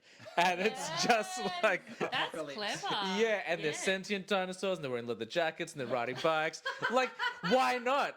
Why not? Like, you've done nothing interesting with the franchise. At least that's different. I love it. You might have come up with a new one there, James. I'll tell you about my thoughts on Fantastic Beasts, where they should just have wizards fighting Nazis, because it's more interesting what they've done for the last 3 movies. Oh, yeah. Oh, I'm being really negative tonight. This is what happens when I go on location. Like, okay, Liz, number 3. Oh my gosh. Okay. So number 3 for me is The Sixth Sense. Nice. Yes. Was not expect. First time it's been mentioned. Was not expecting this to come up. Which, when this came out, again, I didn't see it straight away because I was very much like, no. I don't want to watch anything that's going to freak me out. But as I've gotten a little bit older and a bit more mature, I'm like, no, I actually think like movies about death are really interesting to me. And an honourable mention would also be Ghost. I love that movie as well. So there's a bit of a theme going here. I love like these sort of... like we're doing Shakespeare, then we're doing Ghosts. Yeah. We're doing like love, now we're doing death. Yes. But it's such a brilliant film, and like I really wished I had seen it sooner rather than sort of like later on. It's a tough film. Like, It's a tough film, yeah. I'll give you 2 words: Misha Barton. Terrifying. Yes. Terrifying. Terrifying. Wasn't she? And when we watched it, we watched it fairly recently. Yeah, And I yeah. didn't realise it was Misha Barton. Yeah, I And was you like, pointed it I was like, out. that's Misha Barton. Scariest moment of the film for me. Like, Yeah. holy Christ. Yeah, Like, yeah. And like I'm really into this whole like spirits and ghosts thing. And I have been for all of my life and very into all that supernatural stuff. And I'm just kicking myself for not seeing it sooner. But anyway, I wasn't ready for it. I'm ready for it now. And I've got to say, I thought it was absolutely brilliant. Bruce Willis was hauntingly amazing in this film. I have watched a couple of his other films and gone, I love him as an actor. Oh, yeah. So many Just- good Bruce Willis roles. So good. 2 more words. Die Hard. Die Hard. Oh yeah, anything from Die Hard is amazing. What's the other one? Was there 12 Monkeys? Was that one? Yeah, he did 12 One, The Monkeys. Fifth Element. was Fifth another one. Element. Yes, Fifth Fifth Element. Element That's a was big another 90s one. I love that from the 90s as well. Sin City. Sin City. Yeah. The Wrong Man, which was called Lucky Number 11 in the US, but The Wrong Man, him and Josh Hartnett playing like cops and gangsters and bookies and stuff. Really good film. I think I've seen that. 2006, solid flick. I think I have DVD. I can lend it to you. Wonderful. I also really love, again, we're talking about Toni Collette, but her role in this film is so I can't believe I forgot she was in this movie. so amazing. Of course. I was like her acting in this film, I felt like she wasn't acting. And the kid Haley Joel Osment. Haley Joel. He's back. Like he's great. And really like for his age to be able to pull off that movie was pretty phenomenal acting. And yeah, I'm really interested in the topic of the film, and but I must say I picked up what was going to happen quite early on, because I noticed things like, like you couldn't once Bruce Willis, he didn't realize he'd died, so then you'd see Spoilers for 30-year-old film. spoilers. It's so Should I funny. say this? It's so funny you're going on this tangent, because I was about to say, who saw that twist coming? Apparently, this did. There's Like, a there you twist go. plot. She genuinely Shall I? Yeah. I saw this before, and I was like, don't see his reflection in the mirrors. Or Oh you wow. don't- Yeah. And there's just little things like she's not talking to him. That means he died, didn't it? And so now he's the ghost, and he's like saying, I see dead people, which I'm like, I'm totally into all of that. I spend a lot of my YouTube videos just like watching about kids seeing dead people, psychics and stuff. I'm totally into all of that. So I just think also what I really liked about this film was the message of the kid obviously sees a lot of negative stuff as a psychic, and he's only just learning about his gift. But it's nice to see that throughout the film, Bruce Willis's character tries to, in a way, teach him, because he's a doctor, he's a child psychologist, or he's a psychologist before he passes. And it's nice to see how his spirit has helped Haley's character sort of be more comfortable with himself, because Haley's character is quite withdrawn and not able to connect with other kids his own age. But yeah, he can connect with the spirit world really strongly. So it's really nice to see how Bruce Willis's character has sort of helped him feel more comfortable within his skin and learn to use his talents or his gifts for the good. Well, it's a redemption story. Yeah. Because Yeah.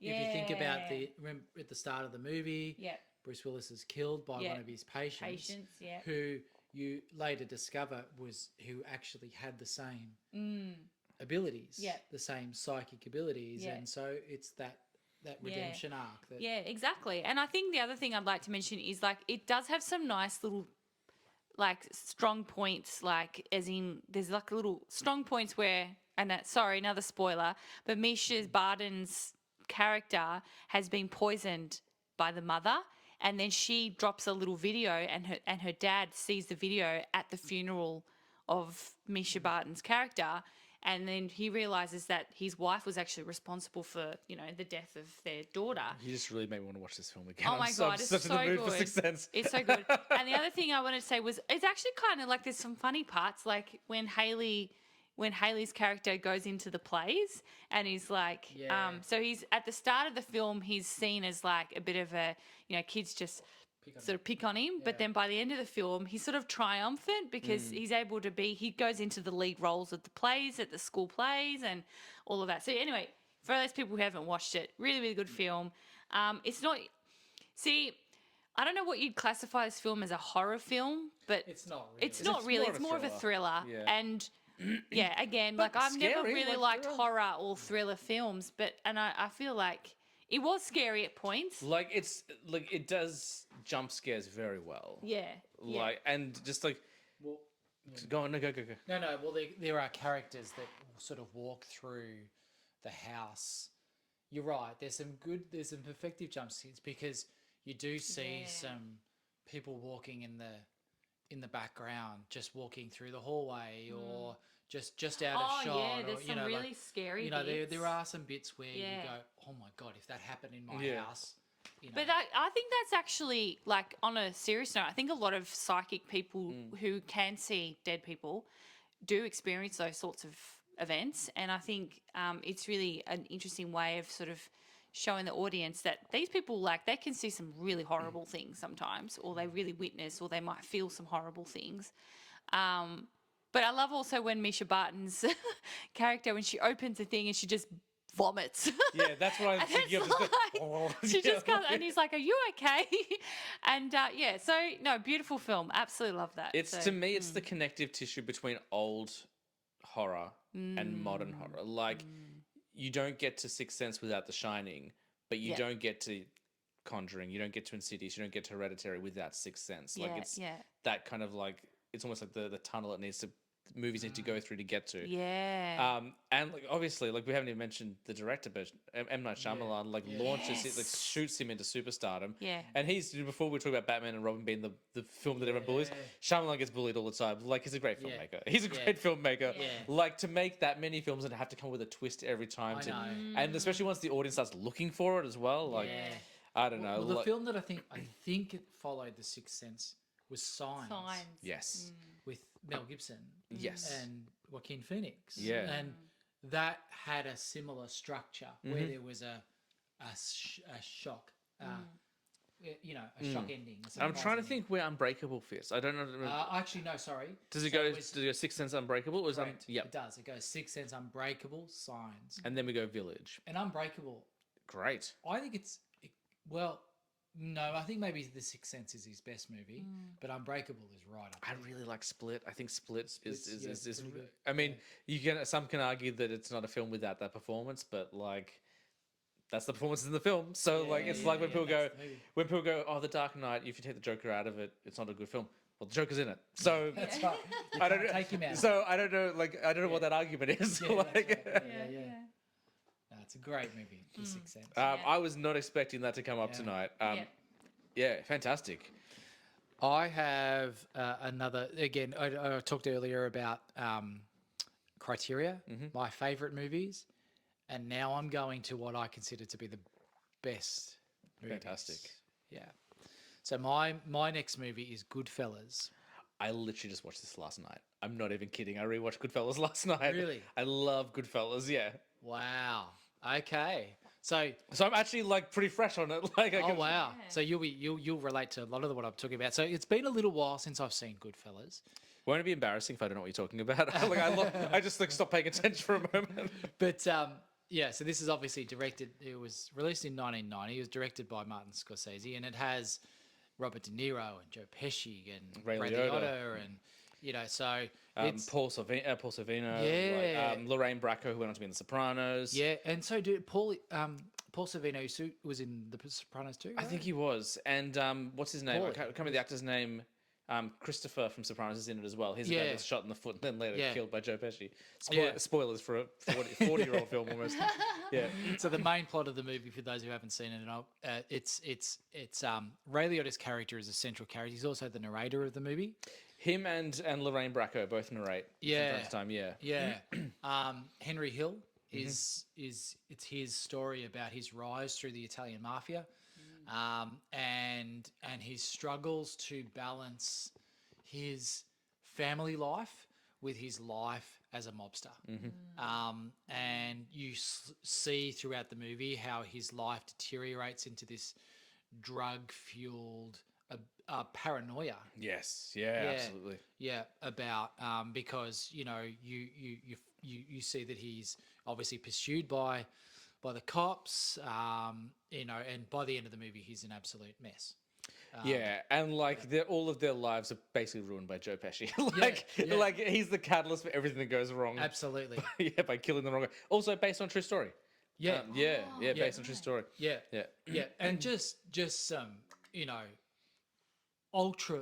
I mean, some of the criticisms of this movie is just ultra violent. It's it in a lot of ways kind of glamorizes that criminal lifestyle a little bit in some ways.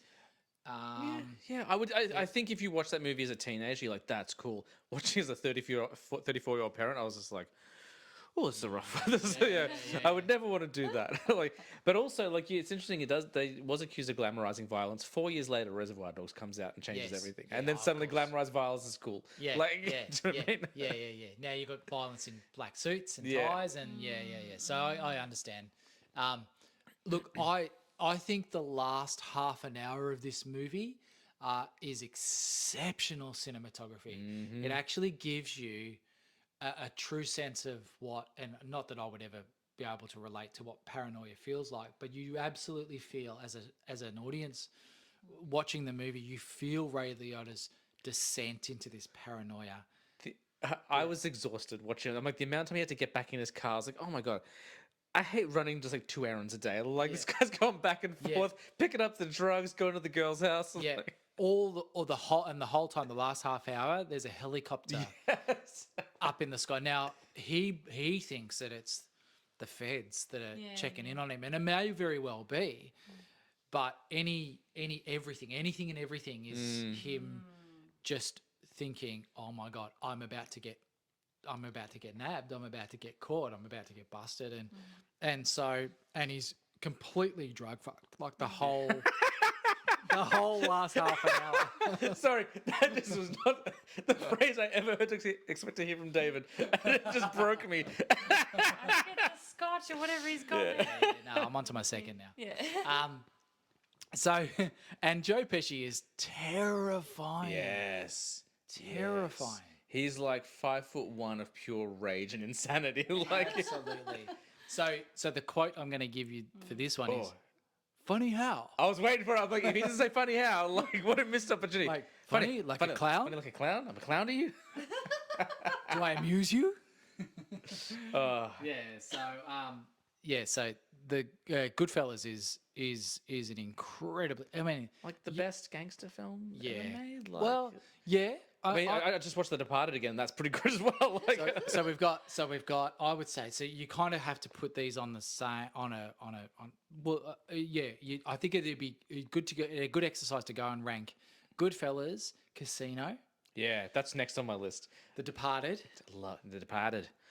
The Irishman, which Interesting. I've only watched The Irishman once, and I didn't love it. It was I think it was the first time I was a bit disappointed by Scorsese, but every film deserves a second chance. So I haven't gone back to it a second time yet.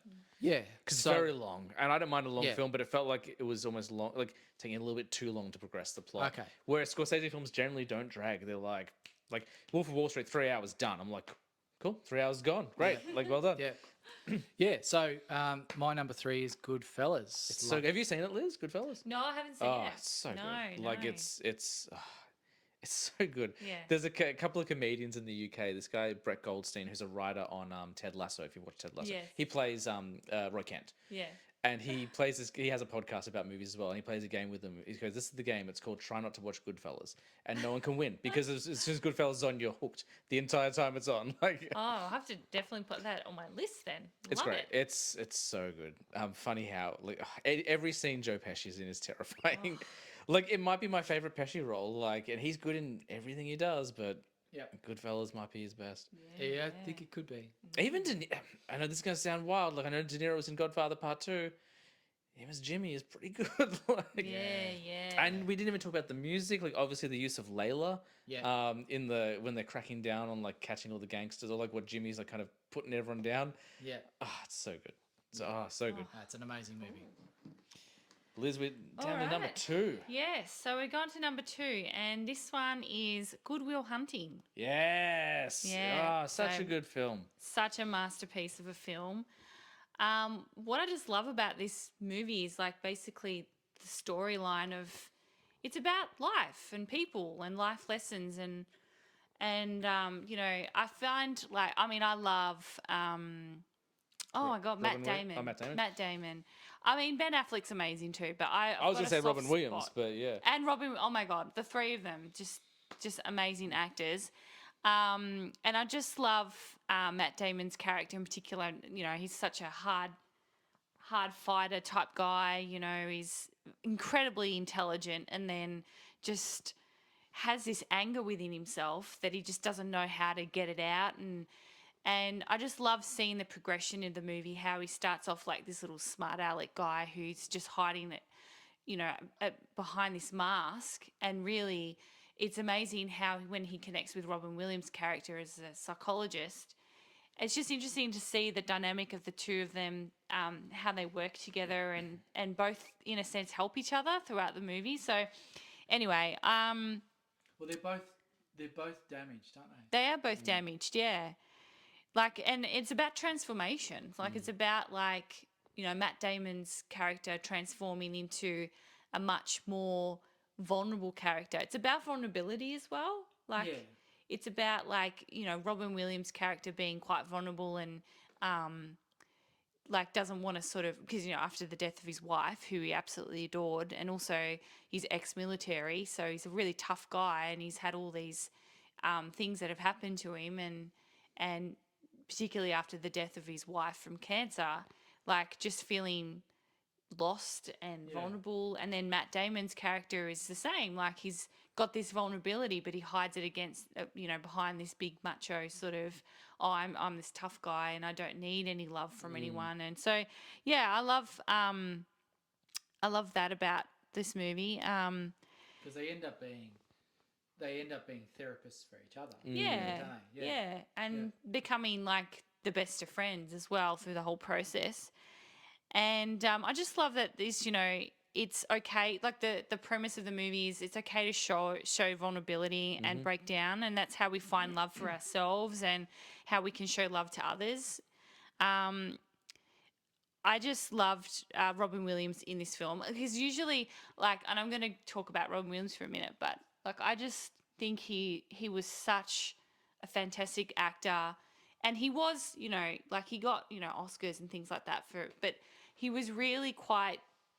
There wasn't really anyone like him. He was just so a fabulous comedian. Like, in all different types of things. Like there was Mork and Mindy that he started out with, and then there was like Aladdin, and there's all these other movies that Well, I was going to say, is there an actor in the 90s who had a better career than Robin Williams?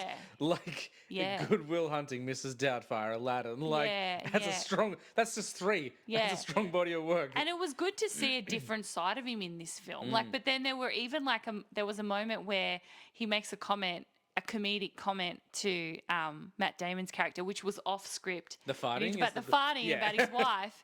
And that was really good to see that in him. But like I was just talking with you earlier, David, about like there was a movie that he had done. It was like a thriller movie. 1 Hour Photo? Oh, 1 Hour Photo. He also did Insomnia, which I think is a Nolan film. And you just go, whoa, this guy had a lot of different facets. He wasn't just a comedian. And the little-known Death to Smoochie, which is like a really dark comedy. Oh, I've heard of that. He plays like a Barney the Dinosaur type actor, like, and goes on a rampage. Like, it's solid. It's solid. And it's dark. It's like a dark comedy in some ways, but then also like, he's just so amazing. I just loved this movie in that, it was about transformation, letting go of who you are and being okay and open to that vulnerability, chasing the girl of his dreams, like Minnie Driver. I loved also his friends, like Matt Damon's friends in this film. Like, I just thought it was really nice to see little snippets throughout the film of just him hanging out with his mates. And it was quite funny, Minnie Driver's character, how she, related really well to the boys, which meant a lot to Matt Damon's character, that she was able to connect that way. She wasn't just any other girl; she was really someone special. Ben Affleck, I think, has a really great scene where he says to Matt Damon's character, "The best day of my life will be the day that I knock on your door and you're not there." Yeah, because he could see the potential of how brilliant his mind was, and it's like, what are you doing here? Like, you've got a talent. Go and live your life, and it was also like this like level of brotherhood that the boys shared. It was really nice that they kind of looked out for each other. They stood up for each other. I just thought it was just a great film about showing audiences how to take chances and seeing where those choices lead you, and taking the courage to face your fears and insecurities, and choosing life and all its uncertainties, and just letting go. So I really got into this film. Yeah. Like you can tell, like I really, really listened to what the storyline was trying to say. So brilliantly written, so brilliantly directed. So that's a top one for me. It's a great flick. And it took them so long to get it made. Like, I don't know if you know the story. Like, they sold the script, I think, in 94, but like no one wanted to work with them because they were too new. And like they're like, look, we wrote it, we want to be in it. And no one wanted to touch it, and took until like they almost like lost the rights to it, almost got passed through. Like, it was this unproduced screenplay for so long. It wasn't until like 97 where they finally got it made and released. And I think Robin Williams had a big part of it. He was like, no, we're getting this story. We got to tell this story. Yeah. It's, and even like there was a scene where he talks to like he, like Matt Damon sort of like fluffs him off and says, "Nah, I don't want to see you" and stuff. And then he meets him at a bench along in the park, and he sort of tells him a couple of home truths, which I don't think Matt Damon's ever had the opportunity. His character have had somebody tell him it so honestly and up front. And yeah, I just thought it was It's brilliant. brilliantly written movie. Yeah. Yeah, so Robin Williams all the way, definitely. Yeah. All right, back to me. I have. You might see a trend with some of my '90s movies because it probably is a good reflection of who I admired, I suppose. My next one is another Spielberg film.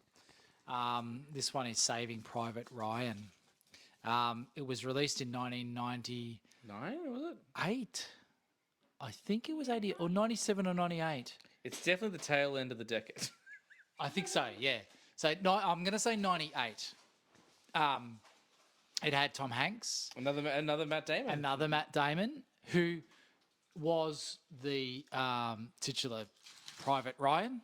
Did you know the blunder with that film? They wanted to cast an unknown. They didn't know that Good Will Hunting was going to get all that Oscar attention the year before. So, and Matt Damon doesn't. Although yes, he's in the title of the movie. Doesn't play a huge role in the movie. Certainly, it's Tom Hanks' starring vehicle. I think Tom Sizemore is an incredible actor in this movie, and recently we lost Tom Sizemore. He passed away about a month or so ago, I think. Yeah. And the main plot of the movie really is just a group of US soldiers sent on a mission to find Private Ryan, who is the last surviving member of his family. His other brothers have been killed in combat. Yeah, there's the 4 of them. Like 3 brothers have died, and like we've got to get this kid out of Yeah, here. exactly. Yeah. We can't send one more flag to this family. Absolutely, yeah. So we've got to get this kid home. He's stuck behind enemy lines. He's a paratrooper. So Tom Hanks and his group have got to go in behind the lines and locate Private Ryan and bring him home. And I think so when this movie came out, I was 20. So I was old enough to absorb the enormity of the first 20 minutes to half an hour of this movie. I was going to say, you talked about Goodfellas being kind of brutal. The opening of Saving Private Ryan, I put right up there with it. Yeah. It really calms down after that. Like I was talking to my mum about it a few weeks ago because she's like, "Oh, I'll never watch that first 20 minutes." I'm like, "No, just get to the first 20 minutes and you're fine. Like it's all good." Yeah. Like, it's illustrating the horror of war, and then we can get to the characters. Yeah, that's right. And I think that's why I'll come to another one a little bit later that I've saved for number one. But Liz and I have spoken about this a number of times about that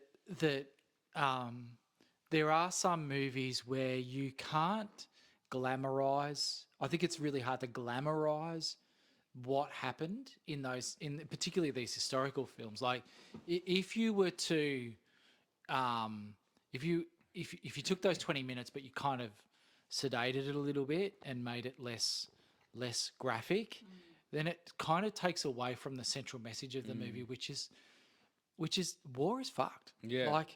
And I think Tom Sizemore really sums it up where he says someday we might look back on this and decide that Saving Private Ryan was the one decent thing we were able to pull out of this whole god-awful shitty mess, which is a way of saying, talking about the pointlessness of war, the futility of war. And I think the first 20 minutes, half an hour just demonstrates how awful that whole period of history is. And just the chaos of it. Because there's no plan. Do you know what I mean? No. No one goes, you see these old, kind of Elizabethan films, stories of those, and there's a battle plan. There's no plan. No. The boats get there and they're already being torn apart. It's crazy. And I don't think I've seen a film that represented that chaos as well since maybe something like Dunkirk, which is a film I didn't love, but what I did feel was claustrophobia and just anxiety the entire time I was watching that film. So yeah. And then you see, I mean, but you just sort of get the idea that these are kids, 18-year-old kids, 17, Yeah. 18-year-old kids, and they've been sent to a foreign country onto foreign shores, and they have no idea about what's about to happen to Yeah. them, and it's awful, but I think important. So, and then you're right. You know, from that point on, it becomes more about character, and less about the violence. But there are some really amazing scenes. There's a scene where I can't remember. It might be Giovanni Ribisi's character, or it might even be. I'm trying to think of who the actor was. But there is a scene where one of the soldiers has to enter a building, and there's a sniper on the roof, and they get into a knife fight, and it's horrible, but you get the sense that, well, it's my life or yours, and so that really close kind of combat situation where you don't have a choice, and you get the idea that this is a guy who's trying to save his life, because if he doesn't kill that guy, then he's going to die. Yeah. So Life or death situation. Yeah. So I just think there's really strong performances. There's amazing cinematography in this movie. Yes, it's a realistic portrayal of war, but I think that's what makes it important for me. And it happened in a time in my life where, you know, I was ready for it, I suppose, and so it had a real impact on me. So, yeah.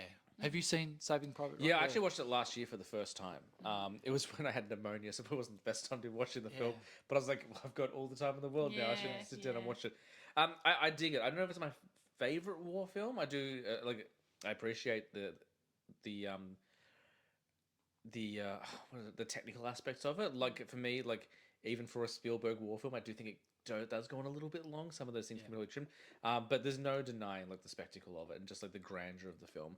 I'm still very partial to Full Metal Jacket, which is a very different kind of war film. It's kind of two war films in one.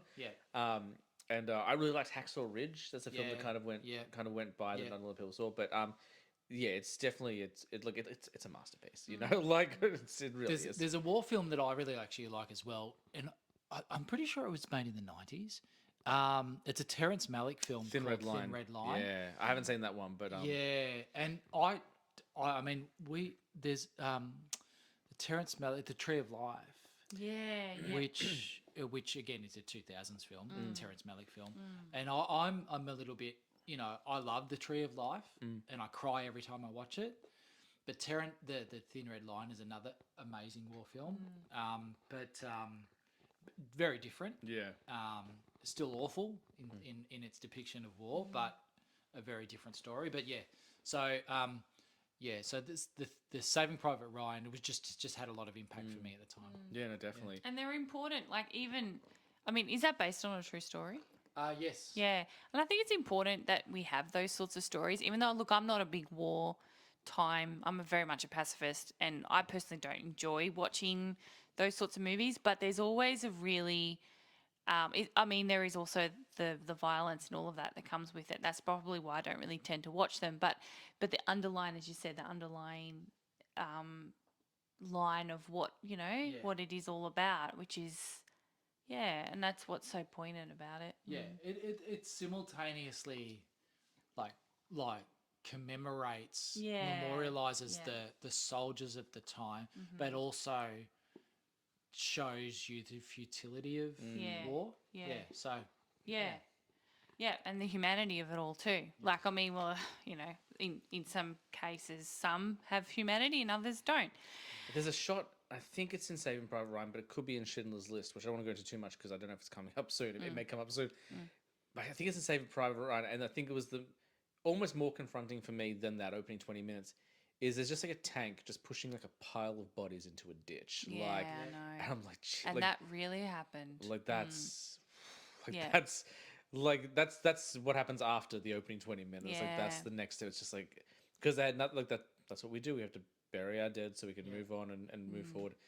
It's look, most war films aren't fun. This is definitely not a fun one. I quite enjoy Fury. I don't know if you've seen Fury. Okay, yeah, I have seen. That's a good. That's a bit more fun. A little bit. I mean, it's still pretty dark, but there's a bit more to enjoy there. The camaraderie. Obviously, Inglourious Bastards, which is a non-fictional. It's a fictional telling of World War II. yeah. That was a bit more fun as well. That might be more up your alley, Liz. Okay. It's still very violent, Yes. but it's Absolutely is. Yeah. but there's a bit more humor in it. Yeah, yeah. Than Saving Private Ryan. It's an alternate history version of the events. Yeah, Yeah. yeah, So, yeah. Yeah, that was the review that I had for Saving Private Ryan. Not enough jokes. So just could have been funny. No. Liz, number All right, one. What is the number best film of the one. '90s? Oh, look, this one, it really tugs at my heartstrings because I remember going to the movies and watching this, and I believed, Tina might tell me, I think she did come with me to this one. It was in 1993. Yeah, She would have been 5. she probably, she might have come. If it was I if it was definitely know- before the end of the year, she was 4. Like she Okay, maybe not. But I remember going to the movies. I'm pretty sure Mum was with me and George. Now, maybe Tina, you might have been there, I don't know. But it's Miss Doubtfire. Great film. Because, Great and film. actually, I've watched it a couple of times. I watched it obviously at the movies. But I remember being at the movies and watching it with Mum. And George was there, and Tina, you may have been there, I don't know. But we watched it with the kids recently, and I said to the kids, "Oh, you should watch this movie," because I'm trying to get them to watch movies that we used to watch as kids, right? And not just like cartoons and stuff, but like actual. They love Home Alone, so that's another honourable mention of good. one of the best movies of the 90s. But I actually was like, oh, I'm sure this is appropriate. And then there were some things I was like, oh, maybe that wasn't quite appropriate. But it flew over their heads. Mrs. Doubtfire makes about the partner Oh, in bed. I love it. I love it. It's so clever. So, I mean, I thought, what will the kids do? But it just flew right over their heads. But they did laugh They did laugh. So I felt like, oh, well, that's good. They're enjoying the film and all of that. I remember watching this film. I was about 10 years old when I watched it. I just thought, I'm going on about Robin Williams, but I think he was really a very special actor in the 90s. He made some amazing films. I just also love some of the other characters. I love Robin's gay brother in this film. I don't know why, but his relationship with his gay partner was just so amazing. It was actually really good to see because I don't think you saw a lot of those kinds of relationships in 90s films either. So that was really good to be able to see. And if they were, it was generally a punchline. Yeah, exactly. And so I think also, we were talking about sort of transgender people and stuff. I sort of thought, would this be relatable? Would we still laugh about this in 2023? The kids seem to be okay with it. They didn't question anything about it. I think you get away with it because of the purpose, the reason behind it. Yes. It's not like he's trying to pick up women or do you know what I mean? Or it's not like Mrs. Doubtfire meets Porky's. It's there's a pretty heartfelt message behind it. So. Exactly, and I think that's what appealed to me the most is that heartfelt message of he just Daniel the character he wanted to be with his family. He was like, I will do anything to be with my family. And I'm like, you are the coolest dad, first and foremost. I mean, the fact that, your kid was turning 13 or something, and you had all your friends over and you had a petting zoo in the house. And I wasn't a big fan of Sally Field's character. I just thought she was so uptight. And obviously she's the main breadwinner, and she's all corporate and everything. And he's just fun loving and happy and, just go with the flow type of dad. But you could tell the kids absolutely adored him and he absolutely adored them.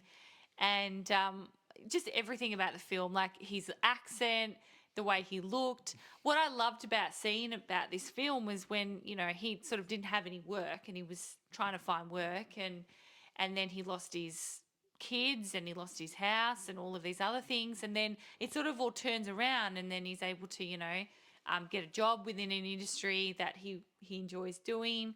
So I just love all the little comedic scenes as well. The reference to the power tools. Yeah. Which I think went straight over our kids' I know, head. they're straight over. My favourite scene is the dinner scene. So it's like Sally When he Fields. gets to change up Yeah, and change. yeah, and then he gets drunk, and Pierce Brosnan, is it Pierce Brosnan? Yeah, I is think he it's in Pierce that? Brosnan. Yeah, and how he sort of like has a go at him. It's just great. Yeah, it's just such a good, and I think a lot of the jokes he would have done improv on set as well. Yeah, definitely. Which just goes to show how amazing he was. And yeah, it's a sad film, but it's kind of funny. Like Robin Williams has this twinkle in his eye, so you see like this happiness that he has because he's a comedian by trade, I suppose, and he's an actor. He was an actor, but like behind that is a sadness, and that's what I just find so endearing about his roles in particularly in Miss Doubtfire. It was sort of just really, and it was a tearjerker. Of course, Yeah. I cried. Yeah. Numerous times. I cried back in the 90s when I watched it. I've cried it every time I've seen it. And yeah, so that would have to be probably one of my, I would say my top 5 90s films. Yeah. I saw Mrs. Doubtfire for the first time, I want to say a week after my parents split up. Oh. And my dad showed it to us. And I don't know if he'd seen it or not. Yeah. But I was like, this feels really topical and maybe too soon. Like, this is rough. Like, Dad, are you going to be dressing up? I was like, what's your game plan? We gotta check the Love you, wardrobe. grads. Love you, grads. Yes, yeah. But I remember that. But that's the one point I want to make. The other point is, if you haven't seen it, someone has recut a trailer for Mrs. Doubtfire as a horror film, and it is astounding. Oh, wow. Just like when when Mrs. Doubtfire looks out the window and she's like sneering down. It's Yeah, just yeah, like, yeah. It's so worth your time. I it's, wonder it's if gotta I've be on, actually it's got to be on seen that. YouTube somewhere still. Like I I saw think it. I have seen like and It's- gone. This wasn't what I was like. It's incredible. Like, yeah. So But if you you know haven't what? seen- It would adapt really well as a thriller because he has this look on his face. Oh, yeah. And he, like that's what I mean. There can be there's a lightness to him and there's a darkness to him, and we saw that in one. What is it? 1 hour photo. I mean, that was Yeah. disturbing. But yeah, like I love that. I'm gonna have to go You and have to Google you that. jump onto YouTube. It's got to be up there. So it's so funny. Like Oh just my the gosh. because it's the same trailer. Just put the music is different, but Yeah. it just works so. Oh, that would work so well. That's it. I'm gonna go look for that. It's solid. Like it's definitely worth your time. yeah. We're down to the last film, Yeah. the best film of the '90s. David, Well, what can have I mention before we do you want, go do in? you want to do some honorable mentions? Yeah, I would love Let's to. do it. Yeah. I don't know. Do you have any honourable mentions? Did you want to? Oh, Because this was tough. It was yeah, really it was tough. hard. I mean, The Matrix. Yes, of course. Austin Powers. Love like The Matrix. Actually, it was one point where I said to David, "Is this real?" I'm like, "Oh my god, ditz moment." Yeah, love The Matrix. Except I didn't like the last one, the recent one that they did. Resurrections. Yeah, I didn't like it. I don't know.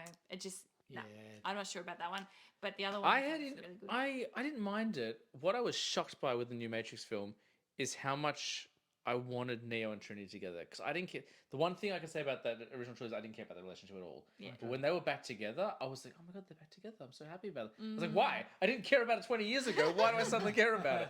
But they got me. Yeah. You're a family man now, But James. I'll tell you what, that jump off the building, 100% real. Like they did that in that new. Really? Like they jumped off that. Like they jumped off a skyscraper. So I'm like, you know what? If Leo can eat liver like as a vegetarian, then this counts. yeah, phenomenal. The Matrix, and I mean, obviously, I said Austin Powers. That was definitely like I couldn't sort of talk about that again, but Austin Powers was my when I think of the 90s. I think of Austin Powers, and that really I just loved all the dumb humor in it. And Yeah. it's best. So I have a long list of honourable mentions. So because it was really hard for me to narrow it down to 5. Oh, it's an unfair question. Every time we do this, it's unfair. Yeah. So in no particular order, I've got Forrest Gump. Yes. I've got The Shawshank Redemption. Yes. Pulp Fiction, Yeah, which absolutely. would probably be number 6. For me, Have you watched it lately? I haven't seen it late. I don't think I would have seen Pulp Fiction for 10 years. I just did Tarantino, all of his films this year. Yeah. It the stuff that works really works, but there's some stuff I'm like, oh, that's an interesting choice. Like Yeah. it doesn't quite hold up. Like Yeah. I think I talked about this on another episode. Like so, for example, like Tarantino makes an appearance as a character called Jimmy, and he is explicitly racist, despite not being, from what I understand, a racist character. Like, not designed as racist, just throws slurs around left and right, seemingly, for just so he could do it. And I was like, that's a weird choice.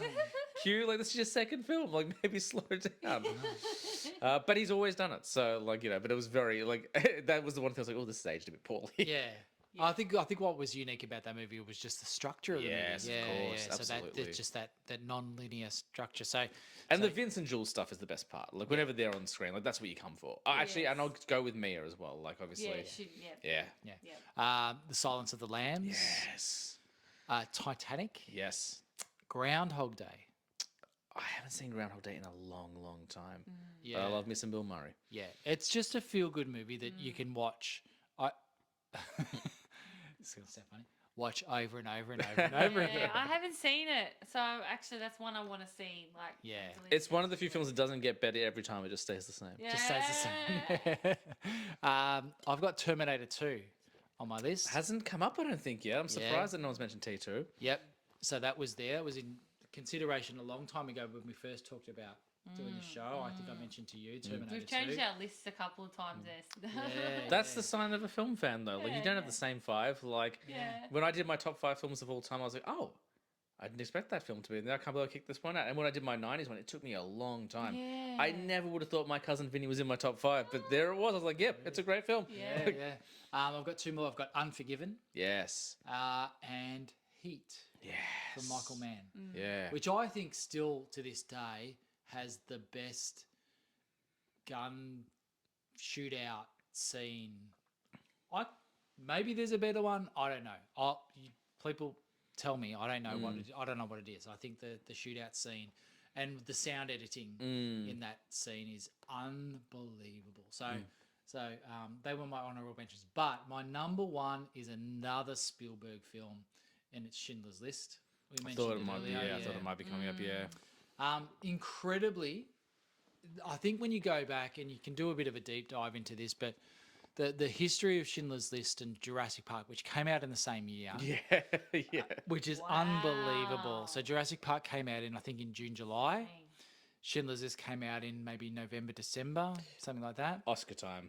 That's when Oscar that's when time? those films drop. Like, I'm not being facetious there. Like, it's a brilliant film, but like that was definitely, they were like, we know what we're doing here. We're doing Oscar season. And I've heard Spielberg talk about it because he said he was speaking to Kathleen Kennedy, who was the producer of, I believe, maybe the producer of Jurassic Park. I might be wrong there. Anyway. Well, she runs all the Star Wars now, doesn't she? Yeah. And basically said he had finished filming Jurassic Park, and he had been sitting on this script from Thomas Keneally. From the story from Thomas Keneally, obviously, is Schindler's Ark, which was the original book. The script he'd been sitting on for a long time, 10 years, I think, maybe more, wow. and had been waiting to film this movie. And they got to a stage in the editing process of Jurassic Park where I think Spielberg had felt like he'd got it. He'd nailed the movie. He was ready. He was like, I've got this movie. I've got this locked in. I have to go right now to film Schindler's List. It's exactly the right time of year for me to go to Europe and film this movie. I've got the actors ready. It's the perfect window. We've got to do it right now. And so he left. Jurassic Park wasn't finished. He went off. He filmed Schindler's List. And that's how they got released in the same year. So an extraordinary one, and it's just an extraordinary filmmaking feat. But this was a movie that I said before that I was ready for Saving Private Ryan. I was not ready for this. I don't think anyone is. No. Yeah. Like, it's a brilliant film, but I've watched it once. I mean, never say never. I don't think I'll ever watch it again. Like, it is taxing on the soul. It is. Like, there's a moment where a young Jewish boy, they're all hiding because the Nazis come through, and he jumps into a latrine. So he jumps into, like, and it's one of those, like, bottomless toilets. So there's not plumbing. It's like, there are already kids hiding. They kick him out. So not only is he being hunted down by the Nazis, but he's also, like, in this horrible. I was just like, like, Yeah. like it's full on. It's bleak. Yeah. Oh yeah. It's super bleak. Yeah. But at the end of the movie, I mean, I came out of so I was 15 when I saw this movie. I came out of the movie. I remember where I saw it. I was down in Rosebud. I remember my grandparents were living in Rosebud at the time. I went and saw it at Rosebud Cinema. It must have been school holidays, so there you go. It was December. I said to I remember saying to my grandmother, I want to go and see this movie. I went down. I was on my own. I went and saw the movie. I came out. I was absolutely I was just bawling my eyes out. I got in the car. I remember my grandmother saying to me, "What's wrong?" And I'm like, "I've just seen this movie. It's unbelievable. I could not control my emotions." And it just, I think, when I was thinking about this list, because it's certainly the top two. Well, no. So Jurassic Park and Saving Private Ryan and Schindler's List. And yes, they're all Spielberg movies, but I haven't chosen them because they're Spielberg movies. I've chosen them because they had the greatest impact for me at that moment in my life. And this one had the greatest impact for me because it just, it's just, it's really bleak and it's really tough watch. But at the end of the day, Oscar Schindler says, I could have saved one more. I could have saved more. Yeah. I could have done more. He saved 1,200 Jews from persecution by the Nazis. Like he saved 1,200 of them, and then yet he still says, I could have got more. And he says this is not enough. From what I understand about the character, the person, not the character, the person Oscar Schindler, he wasn't a pleasant man. But he had enough in him to realize that what was happening to these people was terrible. And he himself, he was a Nazi. He was a Nazi himself. Was he? Yeah, he was a member of the Nazi Party himself. But he had enough to realize what was happening was wrong, and he saved the lives. And so. It's a tough watch, and I don't think I've seen it.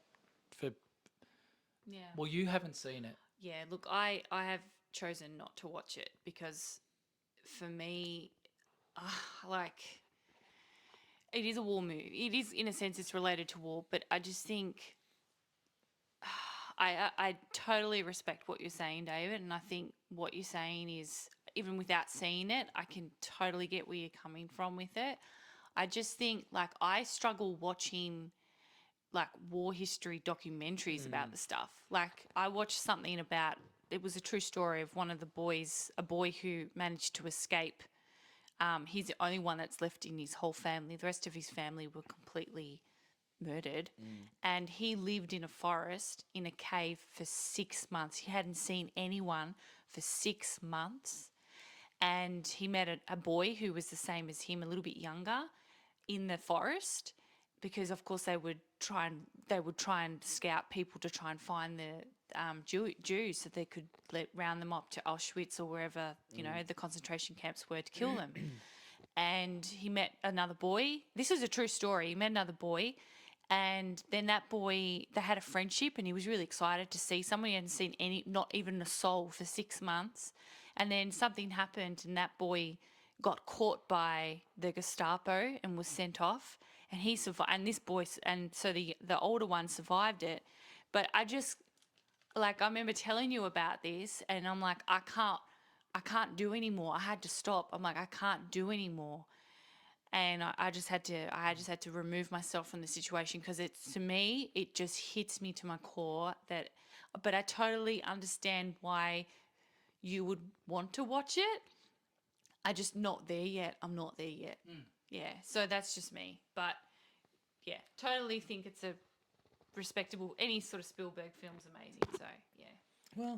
Well, the last decade, there's been a couple of hit and miss, but Yeah. I haven't watched The Fabelmans yet. I've got that on Blu-ray. I'm going to check that out. Yeah, no, we need to check that out. I haven't seen it yet. But I didn't love BFG and I didn't love Ready Player One. But okay. Yeah. But that's him adapting stuff, Yeah. kind of going, going Ebbs and flows. adapting stuff that's popular, whereas kind of going his own route. Like when he does his own stuff, that's when he's hitting the mark. Yeah. Yeah. Yeah. So I know I feel like we've sort of reached a point in our show where we're kind of ending on a downer, and I don't want to do that. I want to really stress that I think this is a really important movie, Of course. Yeah, and I think Absolutely. it's a masterpiece of cinema, No. but it's not for everyone. Of course. Yeah, No, and there are some films that you never need to see. And Schindler's is one of those ones where, like, if you're interested, like, definitely check it out. Yeah. But be prepared to feel really depressed Yeah. and never want to watch it again. And that's Yeah. okay. yeah, Yeah.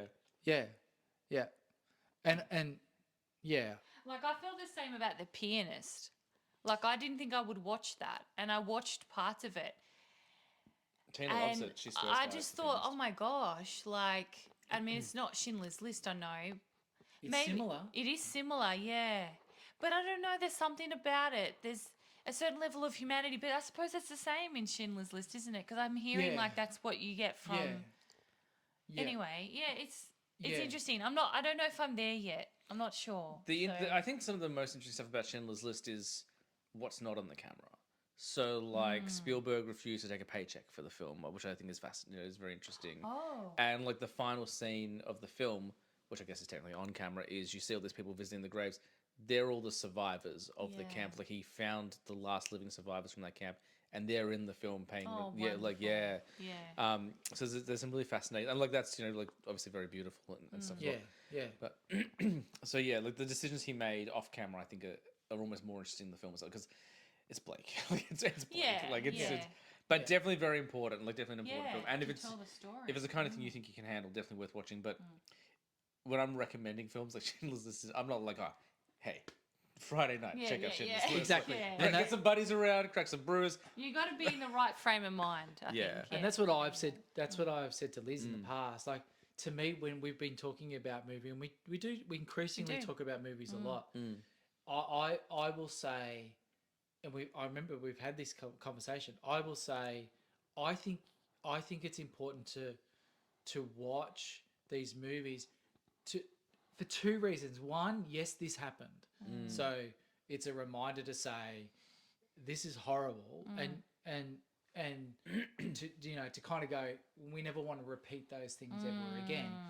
But also for the other reason, which is, again, as I just said, this is a masterpiece in cinema, and just from an artistic perspective, it's worthwhile seeing. Like, everybody who sees Schindler's List will know about the red coat. Yeah, I've heard about the red coat. It's the only bit of color in the movie. The rest of the movie is black and white, except for the girl in the red coat, which still makes me feel teary even just thinking about it. Right, so there's those sorts of things that there's those decisions he makes, which yes, they tug at your heartstrings, but they're there for effect. And I think that sort of thing, you go, are you going to appreciate the artistry involved in that?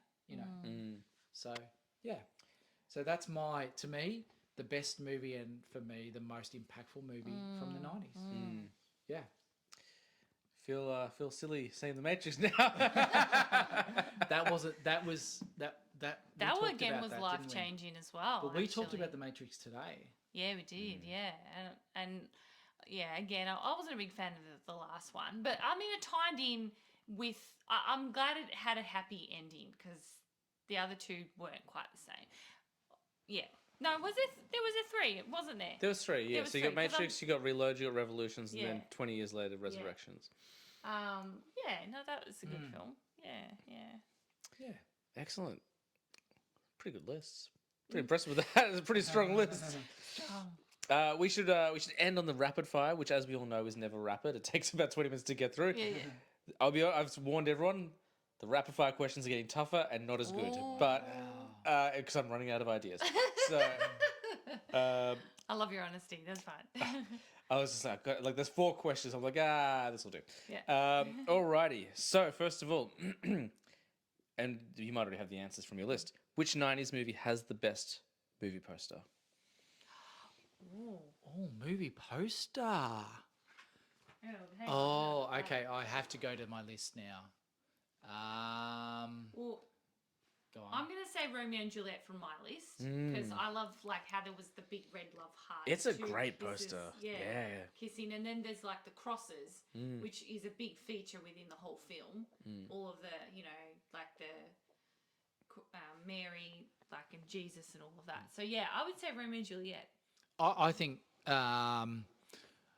the Star Wars, the Phantom Menace posters are well, the Star Wars posters have always been iconic. Yeah. So I think the one that stands out for me is probably that. Yeah. The Phantom Menace. Because they were always painted. Yeah. Yeah. No, they're great. I think I went for Jurassic Park. I think that. Oh yeah. I think that just that Logo. symbol is so like Yeah, I got it. yeah. But those are both good. Those both are really good answers. Yeah. Alrighty. So I was talking to while you were up before getting into. I was talking to Liz about the whale, and I was talking about Brendan Fraser. He's having a comeback right now. Yeah. So who else from the '90s do we need to come back? Who haven't we seen from the '90s in a long while? They need to be back on screen. Wow. Okay. They might have shown up here and there, Yeah. but like, they're not like we know. Matthew McConaughey had his Yeah. McConaughey a few years ago. Brendan Fraser's going through it now. Who have we missed? Well, we've had Keanu Reeves as well from the 90s. Yeah. We talked about Speed. Speed was a movie I saw 4 times in the cinemas. Wow, Tina, Speed was on Tina's list. She was, she loved she Keanu, loves that didn't movie. she? Yeah. He's been around. He's been doing John Wick and stuff like that. I mean, look, you can still say him. Yeah, There's no so- wrong answers. But the 90s, we talked about Jim Carrey. Jim Carrey is in Sonic the Hedgehog.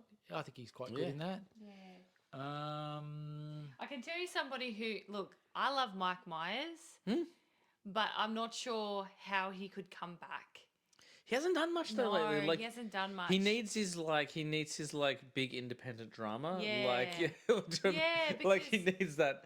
Let's be honest. Wayne's World 3, let's do it. Yeah, Like, I know. I don't think Austin Powers would relate very well. You'd have to be really careful because I love that film. But yeah, he would be really hard to get back. I think the only way you make Austin Powers work today is you can't target a new audience. No. Kids aren't going to get it. No. So you go for your hard R. You do your adult comedy, like you do your Apatow style. You do your gross out comedy, that's how you make him relevant today. Yeah. Wow. The other we talked about Adam Sandler as well because there was a lot of Yeah. Adam Sandler. He hasn't done. I mean, he's been doing stuff, but like it's all been Yeah. like the direct to Netflix stuff, with the exception of Uncut Gems, which is brilliant. Yeah. I could definitely do some more. I would love like an updated Adam Sandler comedy that captures the essence of those old ones. That's a good answer. It'd be interesting to see him in something a bit more serious. Uncut as Gems. well. Check out Yeah. Uncut Gems. Yeah. Oh, watch Uncut Gems. Yeah. Like Just you will be so stressed out. perfect. All right, that's on my list. Yep. Yeah. There we'll go. We'll go. yeah. I'll go with. I'd love to see Adam Sandler. Oh, yeah. Yeah. There we go. I'm gonna say Mike Myers. Let's do that. Yeah, Because good. that'll be interesting. Couple of SNL boys. I like it. Yeah. Alrighty, so this one's a bit more of a vague question because technology covers such a large span. But what film from the 90s do you think could be best improved by the technology of today? So it might be CGI, it might be camera work, it might be updated practical effects. Yeah. Yeah. Well, probably. Well, Jurassic Park. Although, mind you, Yeah. that was. I think Jurassic that Park had- holds up. Yeah, I think that's done all You right. could. Like, again, no wrong answers. Oh, hang on, let me think. So. Ghost. Oh my god, I watched Ghost. Oh yeah. Okay. And let's be honest, the CGI on that is not great. I mean, that Sure. was 1990. Sure. If I was to up that a bit, Yeah. or what, like Terminator? I think Terminator holds up pretty well Does as well. it? Yeah, so Terminator 2 was, again, probably like Jurassic Park, because it was pre-Jurassic Park, was a lot of the CG that was in that was sort of groundbreaking too, because it was all the liquid metal stuff and Oh, it was that's that sort of true. kind of... Yeah, So yeah. that was... That's not really an improvement, Liz. That's like Yeah. that was pretty good. Yeah. Okay, I retract. I would say Ghost for me because I was looking at it, I'm like, it's very hazy around. I think it's a good call. Like, yeah, Yeah. around Patrick Swayze's. Hazy like, when Swayze. he yeah.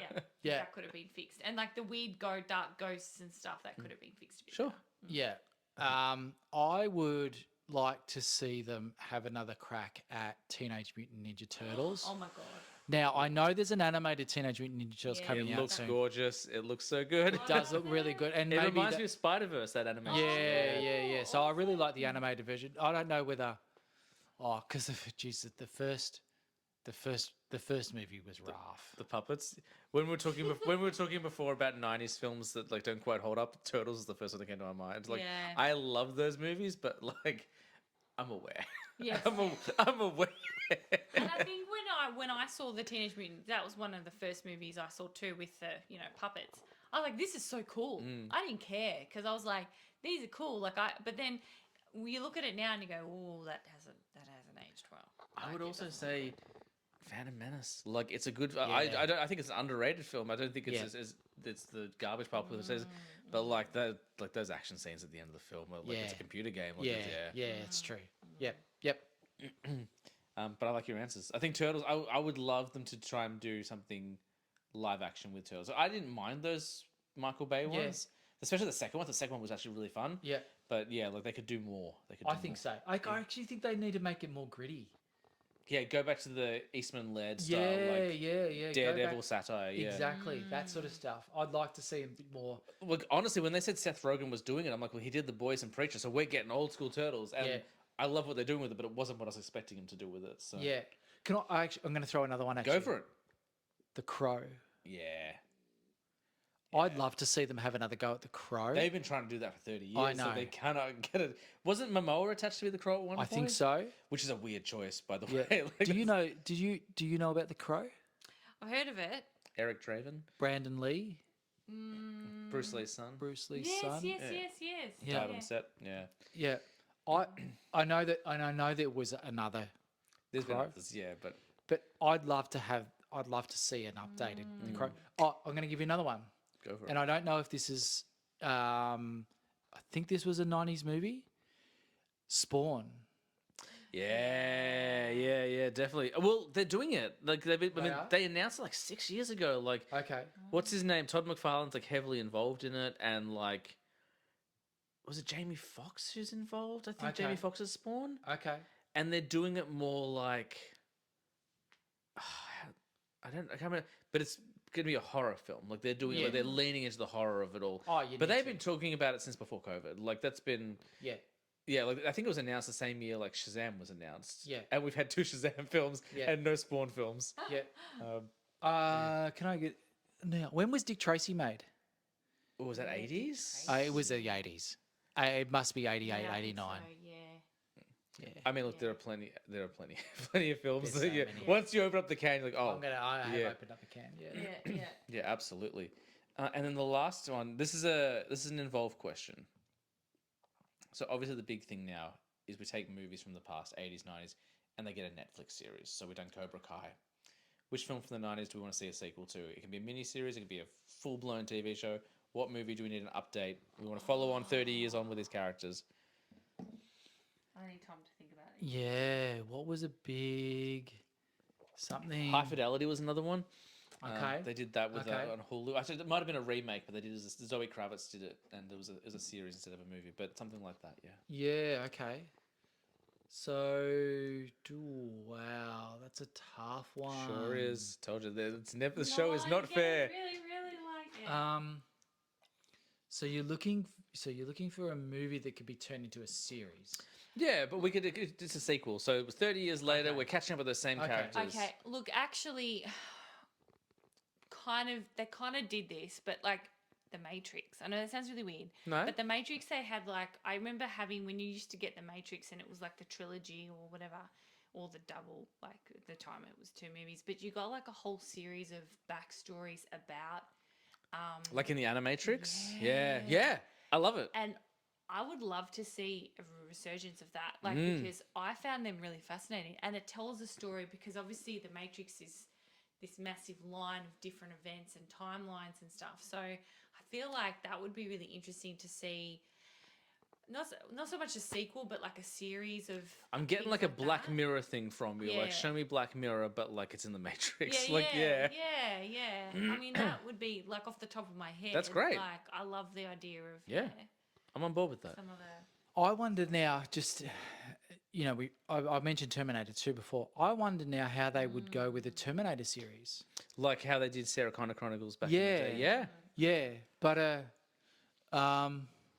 I think you have to reboot it though. I think you have to scrap. Can't be what's- Arnie.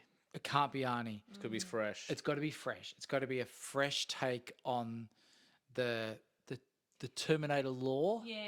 And the machines. Well, and stuff. I think it's timely. And not to compare it to like again to another show, but like a Westworld type thing. Yeah. Like maybe not as impenetrable as Westworld. Yeah. Which is really difficult to get through.